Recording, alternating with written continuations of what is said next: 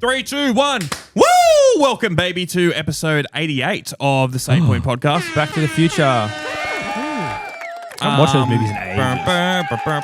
Can I be completely honest? I haven't seen any of the Back to the Future movies. Really? Really? Yeah. Oh, Cody Same would with the hate Matrix. you. I haven't seen any of the Matrix What? movies. You're as big into tech as you are. I thought you would have liked them. I thought you would have loved the first one. Martin Place is in it.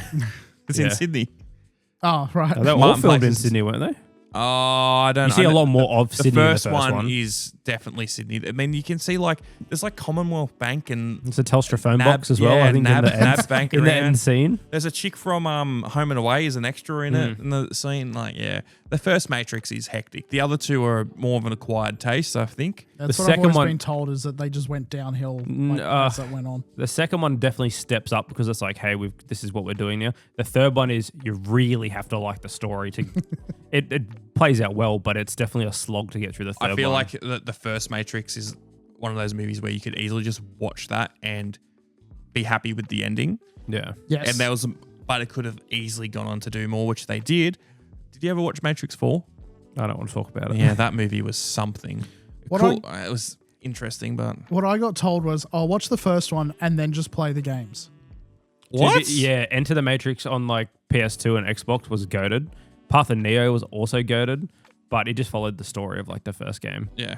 But- No, that's a very dumb take. Play the games instead of watching the movies. Yeah, I know. I can't think of any time, any situation where that's a better course. Well, Like- Enter the Matrix followed two of the other Maybe operators. Mario. Maybe Mario. Yeah, maybe just don't watch the The movies at Mario all. law. Because I think Enter the Matrix, in the second movie, they introduced two of the other ship captains, which is Jada Pinkett Smith. They're the characters in Enter the Matrix, and it shows their story, which kind of works alongside the second movie. It was fun. It was a very fun game. I might get that on the Thor, actually. Are there any big pop culture things that you guys just never watched, never got into? I never got into Lord of the Rings, and Lizard fucking loves Lord But of the you've Rings. seen them, haven't you? I've seen 2 of the Hobbit movies, and I've pieced, Okay, so- pieced together those But they're original. very yeah, different. Yeah, I understand. I've pieced together those movies from watching them on free-to-air television as a kid over the years. Yep. I have tried to watch them before, and I just got bored. Look, It's just not my thing. I like fantasy stuff to an extent, but it never hit me. I watched the trilogy. I mean, I obviously read it well before it came out as the Peter Jackson movies. I watched the Peter Jackson movies as they came out. Yep. On all 4 VHS or whatever they came in originally. No, we didn't even get them on VHS. I think they were 2 or 3 when they first came. possibly. The first We or had it second on. one. We got DVD. one of them on DVD. We didn't have all I of think them. that was one of the big movies to push DVD. Same with The Matrix. Yeah. The original Matrix Yeah. was really big. It was a big push for DVD. But no, I remember going to the cinemas with stepbrothers and my sisters and seeing that movie, the first movie and then the second movie, having to basically babysit my little stepbrother. I liked them. I really liked them, but I had read the books well before going in to see them, so I was just like, oh, they left out this bit. Oh, but that bit's cool. And yeah. Have you watched the extended cuts? I'm going to say technically no. I've seen the clips So from you the haven't- extended cuts, yeah. but I haven't watched it as the whole thing. Yeah, No. I'd recommend that. They're very good. They do add a lot of the sort of When- background stuff. when Still you no s- Tom Bombadil though. No, When you think of extended cut or director's cut of movie, I'm almost gonna assume you guys all think you're thinking of the exact same shit, seeing the exact same movie as me. I don't know why. The movie that I feel like when people always talk about extended director's cuts is Can I Terminator guess? 2. yeah, okay. Oh. That's not what I was going to guess, but yeah. But Terminator 2, where there's a scene where Sarah Connor pulls out the chip from Terminator's head and she's going to smash it or whatever, and they don't in the end. That I don't know why. Not because I was like, that was an experience for me. I remember watching that as a kid, but so many people online, I always see them talk about, Terminator 2 when they take out the chip. Yeah, so that's not what I think. It's when I hear it, it's either the Lord of the Rings for extended cut. I'm talking or, like a specific scene. yeah. The other thing, whenever someone says either director's cut, is usually another movie I haven't seen from pop culture.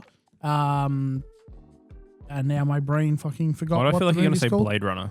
Thank you. Yes, Yeah. I was about to say Blade Runner. Thank they you. Sorry. always talk about that. Because it had like a proper director's cut. Yeah, it was very different. Batman vs Superman. Well, yeah, that was the other Justice League. Yeah. Justice League definitely should have just released that full. It wouldn't have saved that franchise in the slightest, but it's a much better movie. I could be completely wrong, but I think it was this movie. But one of the funniest director's cuts I've ever seen was, I think it's Alien, where the director's cut is actually shorter than the theatrical cut. Ridley Scott took out like 4 minutes or something, and he put like one extra scene in, so it's actually shorter than the theatrical. He's like, no, it was perfect. Yeah. Wasn't the big thing just that it has that implied trust? Oh, here do we I go. say the word? Yeah, go. The implied That's enough. sex scene, we'll call it. Okay. Forced sex. No? You're a freak. Am I not thinking of the... I don't know. Don't remember. All I remember is all the behind the scenes stuff with the VFX team for that first Alien movie, how they had to digitally like paint over. I swear I talked about this before. Like, one of the most unsettling videos I've ever seen is the guy walking through the corridor, in the alien costume, and it's got like this fucking unsettling music in the background, and yeah, it's the guy who played the alien in the first movie. Well, it's not even, you can't even call him, it's just one long note, just the entire thing. No, it's like it's like a droning song. Yeah. I need to find this. Well, we've talked about it. I think we may have showed it. I don't think we found it. I know. You guys, you found something similar to it, but thing that gets mixed up in my head all the time, just going back to Blade Runner, I'll try to think of, Blade Runner, yeah, I haven't seen that, blah, blah. The thing that pops in my head instantly, and I know it's not Blade Runner, I know they're very different movies, is Fifth Element. I don't know if that's definitely a Go movie. That was like on the ads for Go back in the day. I remember that. I keep seeing clips of The Core. That's also a Go movie. The Core, I like that movie though. It's fucking stupid. But no, I get that same sort of vibe you're coming from. I need to sit down, and another thing that keeps being recommended to me through all the clips is it From? Oh, Lizard keeps wanting to watch that, and I always say that I watched it without her, and she gets pissed. And I haven't. Gives me Like the Skinwalker show? No idea. Kind of like they're in a town, but it's trapped. Yes, and they're kind of vampires, but like come out every night, but they're not vampires. I read a quick synopsis of it, and reading through it, I was just like, this just sounds like Lost. They're gonna find out that they died sometime, and now they're just in purgatory. That's spoilers for Lost.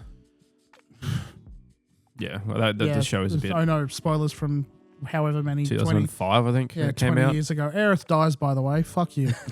That's hectic, especially when the remakes are about to come out with that. I get so pissy when people are like, don't spoil this thing from 20 years ago. Like, fuck off. I mean, it didn't end 20 years ago, but I get what you mean. Well, do we come to the conclusion that it was like 5 years is enough time to spoil something? Yeah. Oh, no, I think it just all depends. Just context of the situation. Yeah. Like if someone's like getting really into video games or something, yeah, and you spoil all these big games for them, and you're like, oh, it came out 20 years ago. It's like, well, no, they're getting into this hobby, and it would have helped them to be able to just experience do whatever. And I also think if someone is like tells you, oh, I'm playing this game for the first time, and you deliberately go out of your way to spoil, like, oh, well, it's 20 years, so I can tell you this happened. It's like, yeah, no, that's a dick move to deliberately spoil something. Yeah, that happened to all my friends playing the Master Chief Collection. Like, 2 of them hadn't played it, but one of them. Don't say anything else, because the thing in that I was just about to say, but I want to play it with Lizard. Yeah, okay. And she might watch this. I wasn't going to say what it was because I also haven't done it. But like they just sat down. I think they finished the first game. Yeah, you have. No, not the first, but like the rest of the game. But they had all just smashed the first game out in co-op and like, awesome, let's do the other ones. And they're like, oh, you know what happens in this one, right? And then just completely just spoiled the rest of. And he's like, all right, well, we're refunding it. I don't want to play this anymore. You've just ruined the whole experience for us. Which, I mean, if you know enough, like I have enough context clues, I can probably piece together what the rest of the story is going to be like because I've interested in it, sort of. I don't know. I mean, like Halo's not super groundbreaking story. It's good and it's fun. But there's a couple of twists, especially as a kid. Like, as a kid, it was just like, oh my God, why did that happen? The biggest thing for me is, and this is all through the marketing, everything, but in Halo 2, when you first, because you keep seeing all these cutscenes from like the Covenant side, and then you play as the Arbiter. Yeah. And like as soon as you drop down, you got the sword. Everyone wanted to play with the energy sword in that first game, but you can't use it. It blows up as soon as they drop to the ground. That, and then also you're playing as an elite now. Yeah. That's like, whoa. I mean, like the active camo and everything. Yeah. Nothing big now, but for 2004, that's like fucking crazy. And then they've got the fucking, I forget the song. or like the bands that did. Was it Breaking Incubus? Benjamin? That was at the end. Yeah. Incubus, who has like you're flying. It's like Yes. No,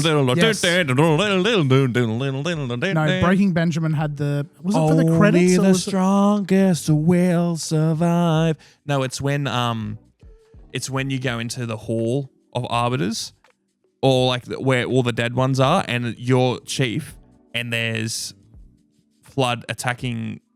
Or like there's the civil war going on High Charity, and it goes dun, dun, dun, dun, dun, dun, dun, dun. Don't give me that look, bro. I played this game so much. I know, so have I. I'm trying to remember the this. exact moment. I thought it was in the It's credits, him but I'm looking at me misremembering. No, I don't wasn't even looking at you. I was looking over there. I don't think What's the cameras over there? the I was cameras looking are at the recording in Borderlands 4 poster 4K. as I was trying to I recall don't think it. they are, Tom. Even though you own them.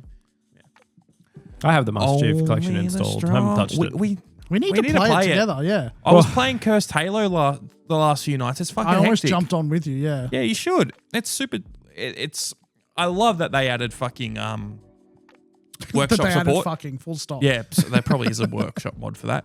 I actually one little thing I did want to say about Master Chief Collection. So we're talking about Steam controller last week. I finally found out how to alt tab. A guy in our comments actually posted a screenshot of all of the quick commands from the controller, from the Steam controller, which is good. The main one I really wanted was just the alt tab. Everything else in there's like a screenshot and like right and left click, and like basic stuff. But I tried to launch Master Chief Collection the other night on big picture mode on my third monitor, and I was like, oh, I finally got it all sorted. That game is just fucked. Just the Master Chief Collection fucks up your display settings and your audio settings and everything way more than any other game I've ever played. This is well documented. Everything is loading on my third monitor. You open that game, first monitor. It changes. I had similar problems when I was running two monitors because of the launcher that it, like, if you're playing Reach, it works fine, but if you're playing any of the others, it seems to fuck up. No, it's the same game. It doesn't matter because what you have to do, it launches it in the first window. So I was like, fuck, I had to go onto Master Chief Collection and then change internally what monitor it was on, put it onto monitor 3. It doesn't put onto monitor 3. It makes monitor 3 your main display in Windows. So then when I go and launch up my computer the next day and I still have my TV plugged in, the fuck, it's on. Why is it a black screen? Why is my second monitor a black screen?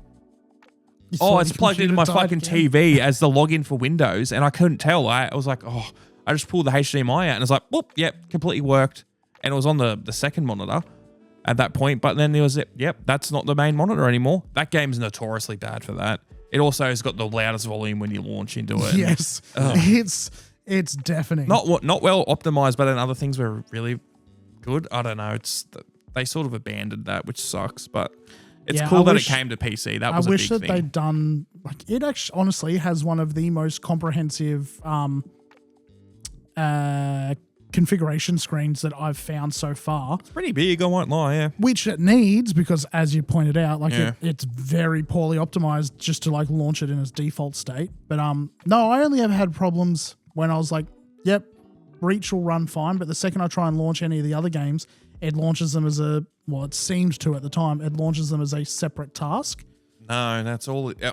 I've had that game since day one. It's always been internal. You have to download all the other games as DLC. You've been wrong before, bro. You've been wrong before, and you will be wrong so again. Have you both been? Not well documented. I make sure they edit it out. Only when the camera's been off, which Tom had a moment 20 minutes ago. Oh, everyone knows I can't spell. It wasn't even that. It was a different thing. We were looking up somewhere. We were looking up an area on the Central Coast, and I had to point out that you were going the wrong way. Oh, yeah, I was getting my orientation fucked there. No, I admit I was wrong with that. Yeah, anyway. That's because Google Maps was fucked. It wasn't me. Yeah, every time you cross the road, it jumps back and forth between 2007 and 2026. Yeah, we're going on a nostalgia trip, and we're looking on Google Maps, and we kept seeing these service stations, petrol stations, gas stations, whatever you want to call them, and we're like, fuck it, let's look at the fuel prices. Yeah, like 2008, it's like, yeah, $1.10. And it's like, oh, God. To go back to that.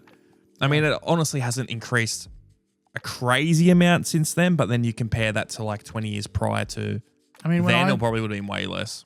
when I started driving, you could still easily find places that were selling petrol for like under $1. It was like 98 cents. The last time I that's remember a bit- petrol under $1 was the first lockdown, because I was traveling 3 hours a day, 5 days a week. Till then, I moved to the petrol Maitland, dropped Newcastle sort of massively. area. Then from then it literally went down under $1 because no one was driving around, and they needed to try and incentivize to get people in. No, but like I remember when just the regular price without any sort of crisis was like, it was under $1. Yeah, like the way that's what we were saying earlier before we recorded. Like I remember it like $1.08. Like this is hectic, and then like 3 years later it's like $1.45. You're like, this is fucking outrageous. Yeah, this is crazy.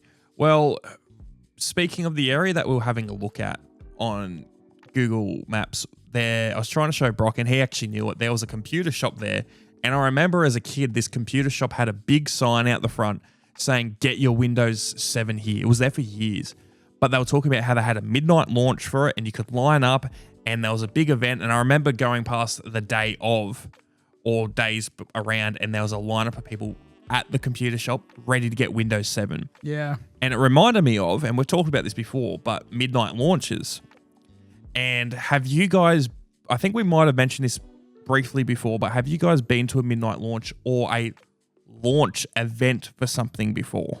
Because there's a few things I want to go off from here, because there's some recent news. I haven't been to any you would call launch events. A couple of midnight launches for sure. The last one I went to was for, I'm trying to remember which one it would have been for, because I was at the midnight launch for the Switch. I was the first one. That might have been one of the last. I was the first one. The last big one, at least. Like I was the first in line at the EB store I'd pre-ordered from to get mine, and the only reason I got to be first in line was because I knew the guys that ran the shop, and I turned up early and like was just sitting there because I worked nearby, and rather than go all the way home and then come back in 4 hours later, I was just like, I'd be walking home anyway. I'm just gonna hang around and like have dinner and then just get here. Turned up early. The guys saw me like, just come in. You can help us set up. So I was helping them set up all the banners and everything. Oh, yeah. All the got it waste. first. The only other one I've been to recently would have been Pokemon. I think it was Sun and Moon, or That was not recent. No, I know. I'm trying. What, 2018? Oh, before that, Sun and Moon was like. no, it would have Actually, been no. 20 I had the Switch there, so it must have been Sword and Shield then. What a disappointing. 2016. What a disappointing thing you It was lined fun up. at the start, but Yeah, yeah, 'cause it was the first console, like home console Pokemon. Yeah, Well, that's crazy to think that Pokemon was never home console no, for like 20 it was years. only handhelds. Yeah. But back on the midnight launch, did you have any, or did you go I to any remember launch events? I remember driving past the GTA 5 launch event at my local EB, because I remember they were there for so early, lined up around the Oh, street. they would have been. Yeah. Black Ops 2, I remember people at school were like, oh, we're going to get this. We're going to the midnight launch with Dad and whatever after, and we drove past because we were doing something in the area. Just sitting out front of their camp chairs, like getting everything ready, and I was like, no interest in it. I think I got it for Christmas that year. I never got it on launch, but I was like, they were just sitting there out in the cold just waiting for this game to drop. Yeah, no. I didn't go to any midnight launches. I did go to a launch event. I've actually got it behind me. I was going to say the only midnight launches I ever really started going to was after I left home as well. There was It's no a way. lot harder as a kid. Oh, yeah, I there was was no way never... my parents were going to drive Hell over no. there. Yeah, I knew a few kids who parents did that, but they were like But there were single also parents who were parents- just trying to do everything for their kids. So I Or the understand. parents were gamers themselves and understood the hype. I don't think I knew any people's parents who were big gamers, but the only like launch event I went for was for the SNES Classic. Not the original NES, but the SNES Classic. These were actually pretty hard to get when they first came out. I got mine from Big W. I got there. It was just a normal day, but it was a big line out, and they gave tickets out of like, yep, you came here at this time. There wasn't a line, which was good. They just gave tickets out and just like, yep, they would call numbers up and you'd just go get it. That's probably a better way to do it, honestly. Oh, it was great because it means you didn't have to sit in a fucking line the whole time, and you just They I can just got also to walk then- around. Just They can also then tell people turning up late, sorry, we've run out of stock. exactly. It made it a lot better. You'll have better luck going elsewhere. Yeah, so I grabbed one of these guys and I loved it. I mean, I think I might re-plug it in and set it up again soon. there's so many things we can go off this because this can go to one of our other topics, but I won't for now. But on these retro consoles, real quick, I remember I also got the PlayStation one, which is also up behind in my camera shot there. That failed. That bombed like crazy, that PlayStation one. I cancelled because when it came out, I pre-ordered that as well, and I was like, this is going to be hectic. And then I saw what games they were releasing with it, and I was like, oh. Yeah. Lost all hype for it. I rang EB and was like, sorry, can I cancel it? They're like, yeah, that's fine. And I was like, I don't recognize like, what games are there? 20 games on it or something like that? I thought it was a decent amount. Like some people got really upset about the games on there. There was some weird choices, but there were some really good ones. Like it had Metal Gear, it had like a Tekken. I think it had Final Fantasy. Like there was good stuff on there, but it wasn't what was going to appeal to a lot of the weird freaks like Ben. Yeah. What was that game I played? Wipeout. They were there for ages though. Yeah. You could get those things. Like there was nowhere near as much further for I didn't get one on launch. I found one on a big bulk stack at a shop like maybe 12 months after it came out. And I was like, fuck it. I wanted this thing. I've got some free cash at the moment. I bought it. I used it for a while. Still got it in the box. The box looks really cool and nice. The box does look Same with the very SNES nice. one. They needed a Wii version. They won't. I know they won't. It's Nintendo. You can still get them for like $20 at like every bloody secondhand store. Yeah, but it mini kind one. of sucked. I wish there was a mini one. Leave that. He's going to go on. It was slightly smaller. Yeah. I wish that they kept doing that for a while because that PlayStation one, the PlayStation Classic sort of killed that trend. Yeah. And I would have loved like an N64 Classic or like just like Banjo-Kazooie, like Ocarina of Time, like all the Nintendo first party and a couple of things on the side. Imagine if they had all the good games from N64, which there wasn't a massive amount, but like a they good did solid a Mega chunk. Drive one, didn't they? They did a Mega Drive, yeah. I don't know anyone who has the Mega Drive the one. Mega Drive ones, they were doing those well and truly before like the SNES Classic and the NES Classic and all that came out. They were separate companies. I don't think it was Sega. They licensed them out. Is used that to be the able to black find box? Don't we have one of those? I don't know, but I have a third party one that has some stuff but built like in and they can play used to be at like cartridges. the reject shop and shit like that. Yeah, I saw but them for years I prior. thought there was an official one similar to these. Sega was doing stuff like this. They might have, but Sega was doing stuff like that for ages. That's why there's so many,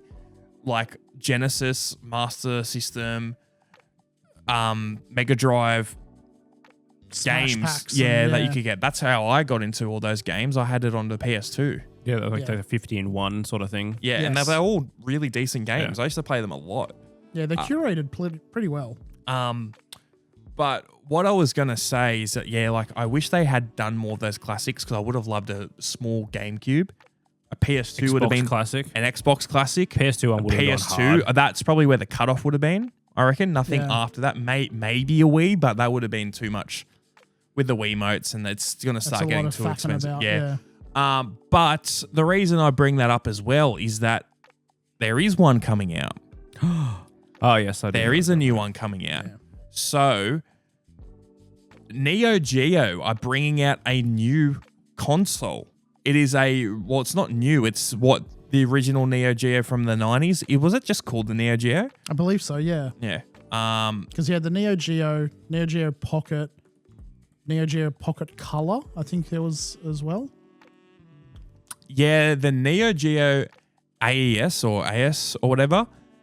This thing is... I think it was just called the Neo Geo. I think the AES is... Is that the new one? Yeah. So they're bringing out a new Neo Geo. It's not new. It's a classic console. Sorry. They're going for $329 Australian, or you can get there's a white version that comes with Metal Slug. That is the 35th anniversary for $500, $499. The thing is, which is cool about this console, you can play the original games on it. Yes. Neo Geo was never that big overseas. It was very much a Japanese-centric console. I was going to say, I hadn't heard of it until we talked about it the other day. Nah, have you heard of SNK? Maybe. Like that, see that logo down there, that blue Yeah. one? Yeah. SNK makes Neo Geo. very big like fighting game company. Yeah, Like I think King they of Fighters. I think they still have if they're still around. I think They are. They still have made the new King of big Fighters came out last arcade year. cabinet division. Yes. So back in the day, to my knowledge, because the Neo Geo came out before I was born, but the Neo Geo, the reason it was expensive back in the day, but it was expensive because it was basically one-to-one to the arcade machines. So I think it wasn't the arcade board, or it was very close at least, where if you bought a game that was on arcade on your home console back in the day, it was sort of like how there would be a portable version where it'd be cut down and not as good and there'd be corners cut, where this was basically as close as you could get, and they cost a bomb because of that. The thing is, this retro console, it also costs a pretty penny, especially since you've got to buy the games individually again, and the games cost $120. Yeah. Does that white one have a wireless gamepad? Yeah, it looks like it does actually. Now that you say that, you can buy the gamepad separately. So Kind of cool. Very expensive for a classic console. Well, the thing is, it's almost like it's not a classic console because they're bringing all the peripherals out for it. They're bringing all the games. So this is Metal Slug for the Neo Geo AES or whatever. It's in like the original box. It's a massive big cartridge because the Neo Geo cartridges were massive. But it costs $130. This is like almost solely for collectors. That's what I paid for the deluxe edition of Lego Batman, like the new one that comes out in like the end of this week. Yeah, I mean, it's really cool. I really like the idea of getting one of these and having it on the set or something, but that is a lot of money for some retro games. Like $139. Not even games, no plural. That's just per game. So that's a lot of money for a retro game. I get that. Yeah, but what other games are they bringing out for it? So I'll get it up here. So here we go. We've got, this is on the JB site. You can go the Neo Geo AES Plus, which is that's what it's called, $499. The Neo Geo AES without the anniversary edition is $329. Magician Lord, $139. Shock Troopers, $139. King of Fighters 2002 is $139. The one thing I will say, King of Fighters 2002, I don't think it was originally on the Neo Geo. No. It's an older King of Fighters. It's over 20 years old. But it was one of the most, I think it was one of the ones that people really liked. So fuck it, we can put it on there now with the tech, so may as well. We could be wrong. It might be that it was originally on there and just 2002 was just a working title for it. Or 02. Or we're assuming it came out in 2002. I think it did. Well, it says 2002. I'm pretty sure it did, but at the same time, it's that would have been pretty late for that console for that game to come out then. You can get the wireless stick is $169. That's sort of more on par. I mean, it's still a lot for that type of console. Overtop, $139. You can get a wireless little controller for $89. I recognize that little controller. Mark of the Wolves, Gario or whatever. Big golf tournament, Samurai Showdown. That's a well-known one. You can buy the memory cards for the new Neo Geo as well. They're $50, but I think they're like literally 4 bytes. Twinkle Star sprites, Polestar, and then there's another white wireless stick. It's cool. It's a really cool idea. It's just a lot of money. These classic Neo Geo stuff. It's being targeted at collectors. It is very much a hard ask because if I would pay $600 for all of this, like these, and then all these games, because legitimately it's just a plastic cartridge. I know cartridges probably cost the bomb, but $139 for a game that came out 35 years ago. The thing they're pushing is that it's nothing's emulated. It's all not original hardware, but it's manufactured the same way as all the original hardware. Yeah, so it's exactly. Like the original hardware. Which I get, and I get all that stuff.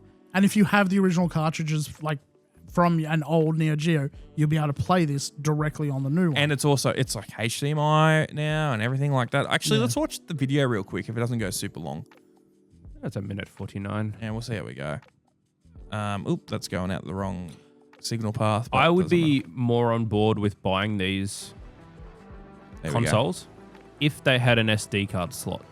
Well, that's exactly what I thought. I thought maybe the with this new Neo Geo, the memory card, I was like, if you could can get a shell for that digitally on that, Yeah. and put it in, and it still is the original hardware, that'd be cool. But I mean, obviously not. Yeah, because like I think someone did that with their PlayStation Classic. They cracked it. There was a guy who's done some cool stuff. Yeah, I've seen I modded people my done similar with the NES. SNES Classic. It was really cool, the stuff I could do on that. Because like I'd buy that if they did a PS2 one. That'd never leave my TV. I mean, it looks cool, but it's a very, very, very big ask for the amount of money they're asking. If you wanted everything, it's like $1,500. Yeah. Which you could buy a gaming laptop for $1,500 and get those games for free. At the same time, I mean, I think with inflation, like a Neo Geo probably was about that much compared to today's money. So Very cool. possible. Yeah, pre-order 12th of November. I mean, like I said, if you're really into it's it, expensive, but it's cool. There that you this go. stuff's coming out. AES is actually what it was called. It's not a new thing. Advanced Entertainment System. Okay. There you go. Plus, yeah. how much is it to buy a normal arcade machine? A Neo Geo arcade machine. Just a arcade machine, I guess. That Alan's piece of string. I mean, doesn't JB sell arcade replicas at the moment? Oh no, that's just like the arcade one-up thing. Yeah. Like I'm if you're talking buying like an original. actual, the one that you actual things, yeah. Again, same idea. If you could I get don't the know, they're full, a couple of grand easily. well, if you get something like that and have the ability to put those games on there, These look, a lot of these ones look like they're just like those combo ones. yeah, I think the themed ones I think are going to cost. That's kind of cool. A WrestleMania branded one. Yeah. Something like that would be something like in here, for instance, would be cool if you could put your own stuff on it. But you like, can if look at some other Neo Geo consoles. I mean, I've toyed with the idea a couple of times of like those emulator boxes that I put together. I've toyed with the idea of like just building a cabinet and fitting a screen into it and everything, but it's always just been an idea when it comes down to actually like, okay, I'll buy the wood and I'll cut it all and shape it and then I'll a lot of these machines. The thing I always like look expensive. The thing I always hiccup at is just like, oh, I need to put the panel board in for the actual like stick shooter, twin sticks, or if I want like a fight stick or anything like that. I'm just like, yeah, but I mean, if you're building your own like emulation machine and you've got it all set up there, you could just buy a current fight pad and just put it straight into the thing. Yeah, you could. Because like you just have a pretty 3D printed shell and just have it there. It'd be cool if you got like a CRT screen or something in there and had it like everything run through that. But yeah, well, it's a cool idea for this Neo Geo, but like it's a lot of money. It is a lot of money for a game like any. I haven't heard of any of those games. You haven't heard of King of Fighters? No. King of Fighters. Metal Slug? You haven't heard of Metal Slug? Metal Slug's familiar, but yeah, I've never seen the cover art or anything like that for it. I'm still surprised that there's so many like retro big games you've never heard of. Just not as cool as Brock and I. Not as nerdy. Well, Brock was alive back then, so not as nerdy. Hey, I can't wait to play Lego Batman in a couple of days. Actually, more like I know in 6 hours. A couple hours. Yeah, like 2 hours. Yeah. After McDonald's. Fuck, I had something to say off of that, and I never say shit. What about Lego Batman? No, before like, when we're talking about Neo Geo, but you guys rudely talked over me. That's not like us. I know, right? I was actually going to say, going off the Midnight Launches. Midnight Oil? Doing Powderworks, great song. Did you guys see all the Swatch drama? Yes, I did see. Swatch is a watch company. Didn't they partner with AP or whatever it was? I don't know. I don't remember what it was. Did they do a midnight launch? Is that why? Kind of. Yes. Well, yeah, do the AP ones because they're I can't remember what it's called, but that's like that ridiculously expensive. There you go. Yeah. So Swatch is this big. It's like almost like a hype beats watch brand now, but they're like plasticky ones. They're not. Oh, they're so not they're bad, not a premium product. Not really, but AP watches are, and that's where the weird crossover thing came out from. So what they did, they had all these apparently Swatches are still big for collectors and stuff like that. People they're very love cool them. watches. Yeah, they're a cool watch, and they there's a big resale market. Swatch has a lot of shops worldwide. You would have seen the logo. It looks like the Switzerland flag. Yeah. There is a few of them in capital cities around the world. There's actually lots of them, but they had like a midnight launch thing for this, and it went berserk. Every single store, there was like thousands of people lined up, and there was fights, and it was insane. I've never seen a midnight launch go ridiculous. Yeah. I mean, mass riots around the world. What about every time a new Pokemon deck releases? No, this like was more. this was chaotic. Yeah, look at this. This is in the Miami one. People getting arrested. We'll have to show Brock what a Swatch watch looks like, and then an AP watch, and show him the difference in quality, because it is fucking massive. It was ridiculous.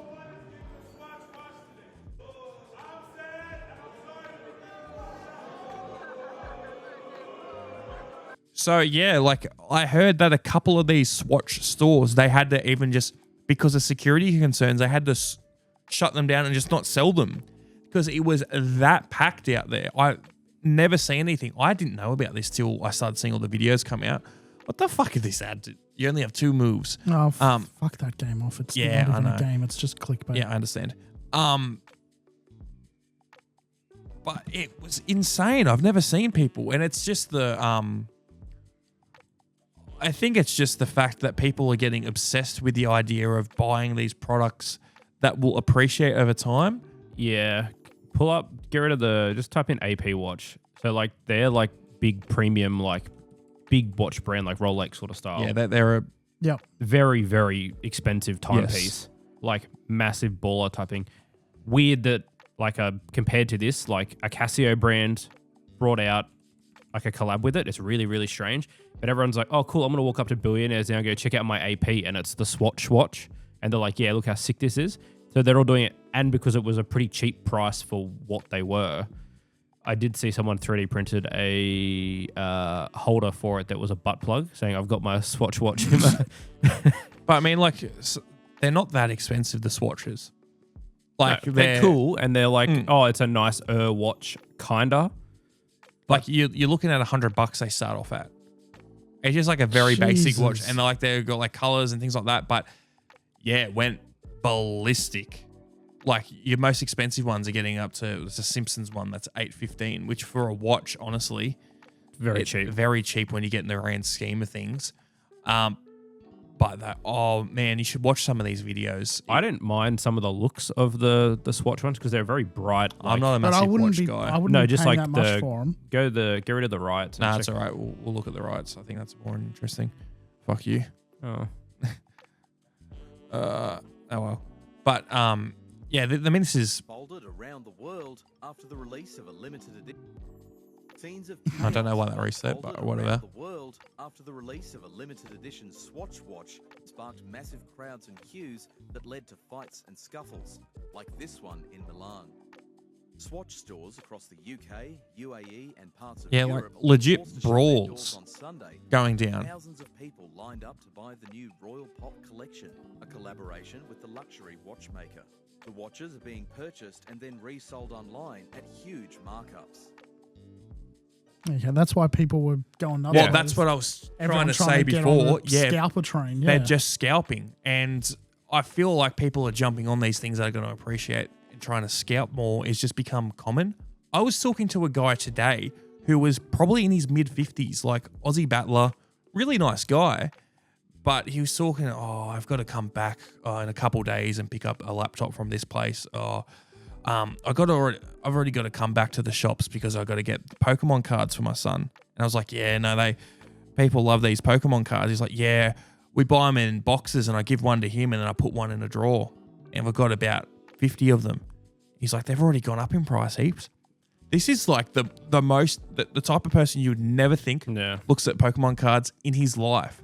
And he's got them. He's like, yeah, they're an investment for my kids. It's like when I croak, they can have all the cards. He's like, they're either going to be worth a ton or nothing.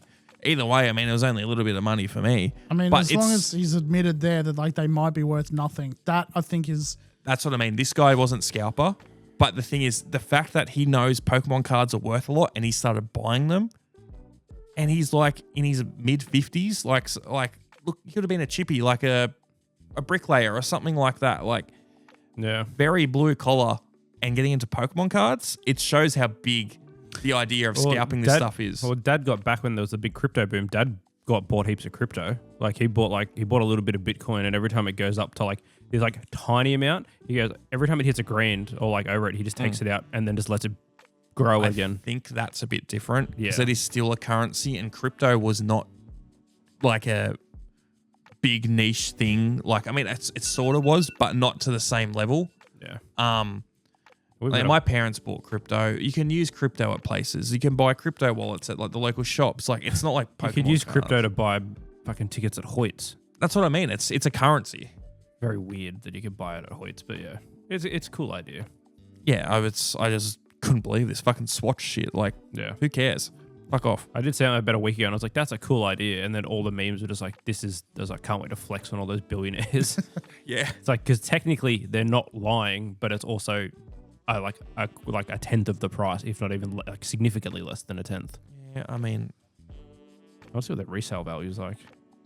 it's just hype beast mentality. Like, why would you want one that bad just because it's a big brand? Just like how Supreme was that big back in the day, and people were like lining up to yeah. get the fucking Supreme bricks. Yeah. They're buying and it just says Supreme on the side of it. Like, I've never got the whole Supreme thing. I don't think any of Neither. that stuff looks good. no, I thought the logos kind of looked cool on the white, but not enough for it to be on a shirt. It looks a bit tacky to me, Yeah. at least, as I'm wearing a Takanaka shirt because he's the GOAT. Do do do do do do do do do. These watches do look weird. Yeah, I know, not my type of thing. Like I said, I'm not really into watches to start with. But another bit of apparel that people wear. Have you guys seen the rise of these fucking gaming glasses? Every like the brand is Lenovo. starting. Yeah, Lenovo, Asus has got them now. There's like 2 or 3 other companies that have started doing Do you gaming reckon they're glasses. pushing those real hard because the Meta glasses like sort of took off a little bit?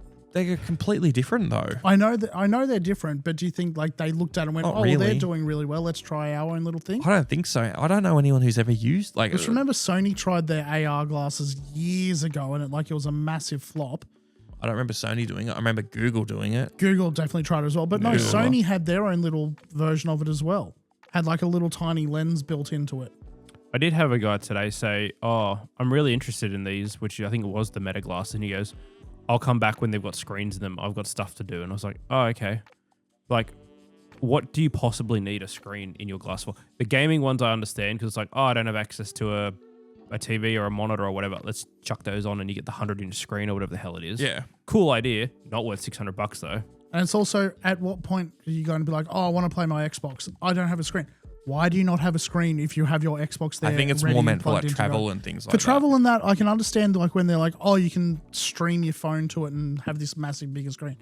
That's a cool idea. I like the idea. You could do that with But the all- Thor. Well, plug it into it. Yeah. Probably the Thor doesn't deal with external displays that well though. No. It chugs and there's a lot of latency. I wish I really wanted to plug that thing into a TV. Every time I do, it's like it's really bad latency. Yeah. But yeah, all the adverts for it, like particularly the Lenovo one, shows people playing like these big AAA games on it. It's like, that is not being streamed from a phone. You have connected either a PC or something to it. That is not that is not what 95% of whoever's going to buy this is going to be using it for. Yeah. The Swatch watches that we were just looking at, $630. And it's not actually Yeah, technically yeah, a no. watch. It comes on a lanyard. Yeah, it's a lanyard thing. Yeah. Whatever. We'll get over that. It's a Yeah. it's a lap watch. Yeah. Yeah. Who cares? They look cool though. Yeah. I just thought those We have gaming different glasses. definitions of cool. I'm Okay, with Sonic, you. I okay, don't. Sonic Boy. I don't think that looks cool. I think that looks very Oh, tacky. the inside of it, like all the actual moving parts looked cool. The watch, like with the pop art sort of. colours. Okay. I don't think watch collecting's stupid or anything like that, but I do think it's an insane amount of money that goes into that stuff. It Yeah. just gets to a point where it's status symbol over actual item itself. It's sort of like how in camera world there's like Leica cameras and Hasselblad, which are insanely good cameras, but there shouldn't be a reason why these Leica cameras start at $10,000 and it will do a fraction of what all this other stuff does. I know it's got the prestige, but most people who are buying a Leica, it's just to show off that they've got a Leica. Yeah. Yeah. And It's the the same entry with the level for stuff. those watch collecting is like, you can get all these really cool watches up to $10,000. The good ones don't start till like 25. It's like, Yeah, that's it's what I still- mean. It's ridiculous. And if you've got that type of money anyway, you're just buying whatever the fuck you want whenever you want. Yeah. My watch tells time. It's flat at the moment. So does mine. Mine's on charge at the moment. I'm happy with my watch. Yeah. I haven't worn my watch in like 2 years. I didn't know you do have a watch. Yeah, he That's right. does. It's got that It's got a stupid Fallout thing on Fallout, it. yeah, he's got the fucking Pip Boy on it. I did. Yeah. As I said, it's been flat for 2 years, so don't anymore. Yeah. I honestly, He's not healthy anymore because he hasn't his Fitbit going on. Yeah, that was the reason why I'm unfit. Yep. there's got to be a reason. Yeah, it's not my diet and my lifestyle. No, it's the fact I took my watch off. Have you heard that OxyShred makes you blow for MDMA if you get pulled over by the cops? No, I have not heard that. So OxyShred, for people who don't know, OxyShred's an energy drink, and there's apparently if you have an OxyShred and you get pulled over for like a random breath test or random drug test, it comes up that you've had MDMA if you have an OxyShred. What's in it that causes? I don't know, but I saw a TikTok of some girl talking about this a few weeks ago, and I was like, that's BS. Like, she's being pulled over and it's just like a false test, and she thinks because she had an OxyShred, whatever. I sort of didn't get I got a soft confirmation today that it might be legit. Someone we know is very close to someone who plays in professional football in Australia. Mm-hmm. And they're not allowed to drink OxyShred because of the same reason. Oh, Well, they're not allowed to drink only that brand of energy drink, at least from what I've heard. And they weren't sure why. And then they heard some stuff, and it looks like it's because it comes up as a false positive for MDMA. Which I'm looking it up now on Google. It is a thing. Like, there's a basketball thing here for news, like a Sports Tribunal of New Zealand, and it's popped up as well. What, saying you can't have False OxyShred? positive and stuff. Yeah, the substance abuse. That's crazy. As someone who's had OxyShred and other energy drinks, OxyShred does taste way more chemically than a lot of the other ones. Yeah, it's got like a powdery effect to it. Like, there are some energy drinks that taste just like they're not mixed properly. It's similar to how G Fuel and stuff comes across. G Fuel was just bad chemical. Yeah, the G Fuel canned as well, having like 250 plus milligrams of caffeine in it. Would fucking G Fuel like felt like I ridiculous. was drinking fucking Chemical X from Powerpuff Girls. Yeah, the Tetris one always sent me fucking loopy. 300. It was crazy. I miss energy drinks. No, you shouldn't. They're not that good for you. The only reason I have energy drinks is because there's something that's a nice flavor that is not 0 calories, but basically 0 calories. They're still not good for you. Don't get me wrong. They're not good for you. You shouldn't really be having that many. But I just like the taste. But that C4 cereal do taste like a cereal. It does. It's a very odd flavor. Yeah. That new Ghost was good. Yeah. I'll have to try that Godzilla one that Boss Man was telling me about. Boss Man he brings the fire. So I don't know if I've told you about this, that our local servo become too familiar with the servo clerk. The guy, I'm pretty sure he owns it because he's the only person I've ever seen there. He's such a nice guy. Yeah. He's got a fridge that has got only it the import. one- It doesn't the matter. one before doesn't- I gave up energy drinks that we went No, to? no. It's a different one. It's been built since then. He's got a fridge that is just import drinks. He's got massive fridges, but he's got one there. And I always get a couple energy drinks before work, things like that. And a few weeks ago, I went in. He's like, if you want, just let me know what flavors and I'll buy them for the store. Because I've been going there so much. And I was like, I've been coming here too much. He's so nice. He's the nicest He's man the nicest ever. man in the world. And went up today, got some drinks. He's like, did you see I got a new Godzilla one? You should try it out, blah, blah, blah. And it's not like hey, I know this guy is going to just buy more drinks. He just seems like He does it because he loves it. he loves it. And He's got a whole imported candy section and like chip flavors. He was so happy that we keep coming there, more repeat customers. So I was like, I'm not working till Thursday, but I'll come in, I'll get these Godzilla C4 that you ordered in for me and stuff. He's just a good bloke. Yeah. Shout out to the guy at the local Metro. Yeah, he works very hard. He works very hard. It's a very nice looking shop. It is. It's very clean. And then the petrol is a good price. Let's get off of boring adult stuff. I wanted to talk about 8 on here. I feel like recently there has been a lot of games that have been getting very high review scores. Mixtape, or Forza. Not saying Forza's a bad game. Crimson Desert was getting a lot of very high reviews. It was also I feel like getting a lot of low reviews as well. I know, but let me finish. The plain land, idiot. Wrong one. I don't know, but I want you guys to give me some clarification if you feel like this as well. Do you feel like there's a lot of games that are being given very high scores very liberally in recent times? I feel like there's been so many 10 out of 10s, 9 out of 10s for games that are good, but it's just, let's quickly slap this big score on there to try and get attention. I've seen quite a few, and I know I've been guilty of this as well. I've seen quite a few where they'll go like, oh, this game's an 8 out of 10, it's a 9 out of 10, it's whatever score they've given it. They'll give it a really high score, and they go, this game's great, it does all this, blah, blah. And then the next like paragraph or so is all stuff that's like they don't like about the game. Yeah, that's and an it's like, oxymoron. Okay, the number you've applied as your score does not fit the rest of your actual review. That should have been dropped down a couple of points if you've got like a paragraph worth of stuff wrong with it. No, drop the score. I don't know when it became. I think it's because there's so many different, like, I don't know, go back 20 years. It's like, how many game review channels were there? Or like magazines? Years. Honestly, or like, there was a lot. Yeah, but like there was say there's 15, for instance.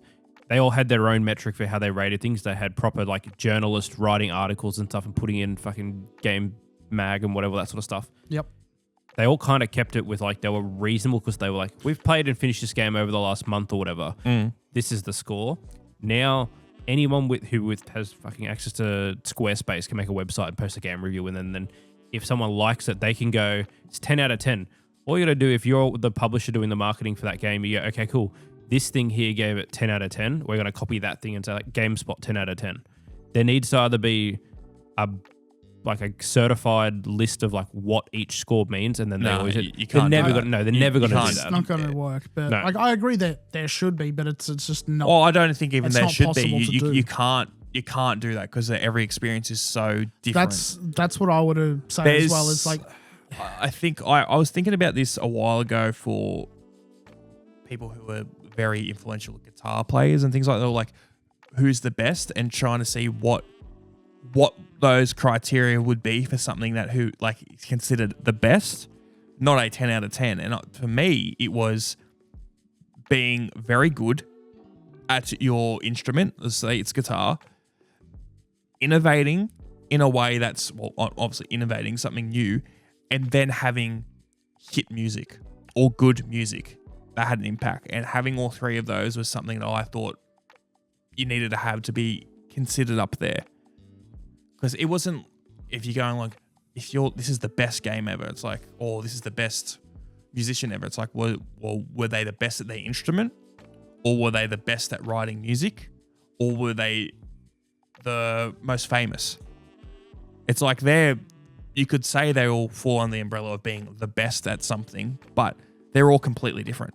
And that's when at least when I was thinking about in that case, is like, I feel like you've got to have all three to be considered one of the greatest or something like that. And that's the type of thing. It's like with games, you can't have just a blanket statement of like, no, oh, it entertained me this long. And it's like, oh, well, what about all the really short experiences that are great? One of my favorite games, fucking Portal 2. And Portal 2 is short as shit. Yeah. And you could be like, oh, this game has a replay. Same thing, Portal 2. I'm not replaying that anytime soon because I know the puzzles. But it's like, oh, this needs to have a really good story. Oh, Portal 2 does that. But then there's so many games that do the first two and don't do the third that I would still say could be close to a 10. It's so subjective.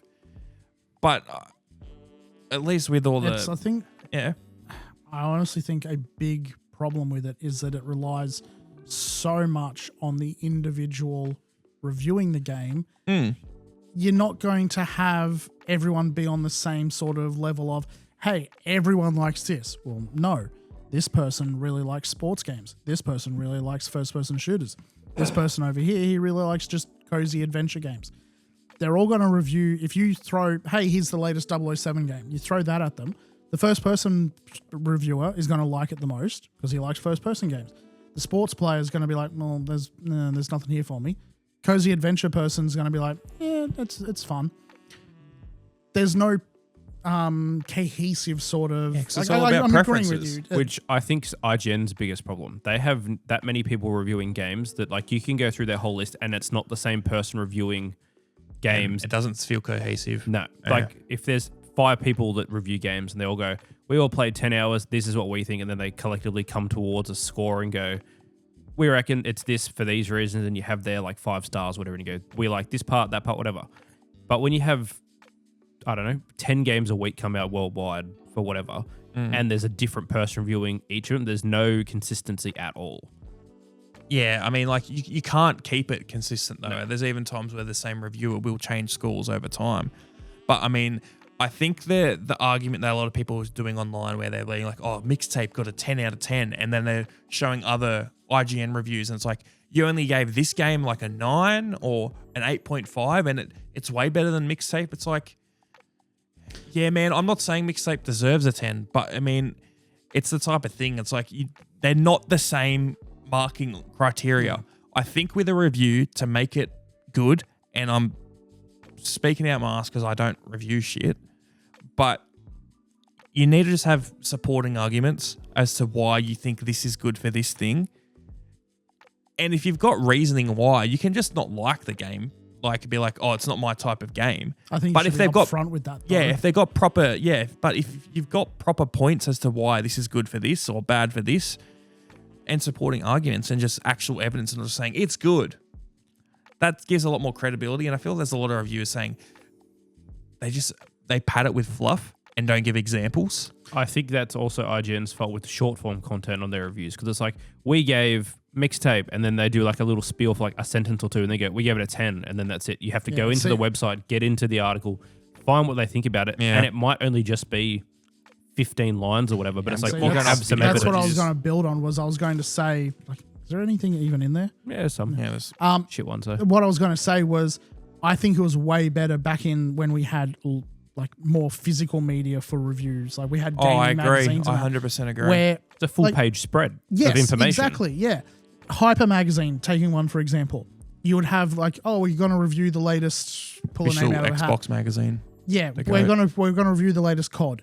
It'd be a full page of like, here's our breakdown. You've got some screenshots as well, but it's a full breakdown of like, here's how we spent our time with it. Here's our thoughts on it. It's not going to be condensed down to, hey, we got to fit it. It's just a Metacritic score. We got to fit it down with 60 words or less. Yeah, Like you get a lot more, not just bang for your buck, but you get a more cohesive, broad sort of, not argument, but an idea of like, hey, this person didn't like the game, but they've given enough of their thoughts that I can see where that's sort of the thing they didn't like, but I do like that, so I might still like this game. well, They didn't like this thing, but I still like that, so I might still like this game. I just went on IGN's Instagram. 1 minute ago, they posted their review for Batman Legacy: The Dark Knight, which technically doesn't come out for like 2 hours if you got early access. They gave it an 8. Their reason was, Legacy: The Dark Knight is a lovingly made, often hilarious take on both Batman movie and video game history alike. Nothing about the game. They gave it an 8. Top comment, should have been a 10. You know what really sucks? You could take that exact comment and just slap it onto the Batman Lego movie. Yeah. There's, as you said, there's nothing about the actual gameplay. That's what I mean. And I feel like I get annoyed because there will be IGN and a lot of other companies will do these more long format review videos. And a lot of it is just not even as much word vomit, but they don't give very good examples. No. I feel like there's some really good channels that, like, I think Skill Up has done some good videos, like reviews, and they give examples as to why I think this. Yes. It might be a controversial statement, but it's like, here's the supporting reasons. Here's an instance. This is why I don't like this because of blah, blah, blah, blah. And I feel like there's a lot of times just saying, where they're trying to act like a game review is way more.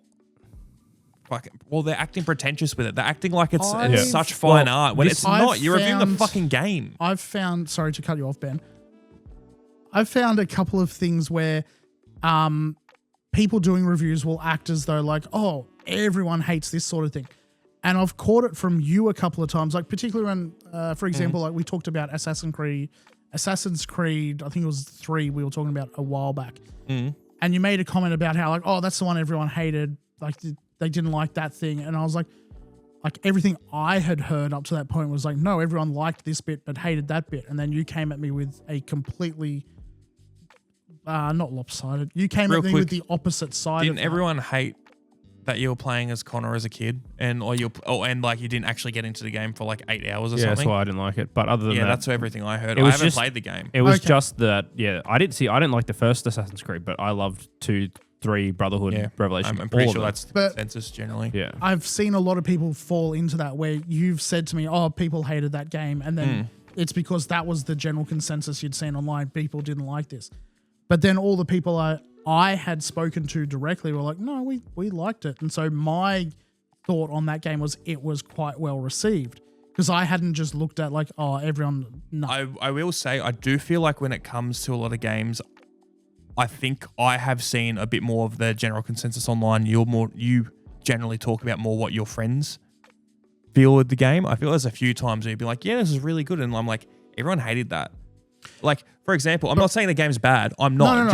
No, for example, last week we were talking about, and you were talking about Star Fox Adventures, and you really liked it. I'm pretty sure that is universally panned online, and people fucking hate that game. I'm not saying it's like it might be one of those things now where people go back and realize, actually, no, this game was good. Just it wasn't a good Star Fox game. Yeah. Just like for me, one game that I really liked, but I know is hated in the series, is Banjo-Kazooie Nuts and Bolts. But That game, I really enjoyed it. It's not a good Banjo-Kazooie game at all. And it was the same sort of idea. I think Rare was making some type of game and they slapped Star Fox onto it. Yeah. Banjo-Kazooie onto it. And that's the same idea with Star Fox. But at least from my experience with you, I think a lot of the stuff that you've talked about with games has all been about your experience and other people's experience, which doesn't mean it's not valid. But at least from what I've seen is a bit more chronically online and up to it, I guess, is seeing what the general consensus online is. And that's not always right. No, what I was going to build to here was, and I mean, I'll just jump straight to it. How often have you seen accolade trailers and actually like seen the accolades and gone, oh yeah, I know all of those things. Oh, maybe I'll give it a try. How often has an accolade trailer sold you on a game? I couldn't tell you. I don't think they really made that much anymore. Seen the closest accolade thing I saw was on Mixtape's page where they've got a banner up with all the 10s and I've 8s seen and 9s. so many of them, but they all come out after the game's been out for a month or two.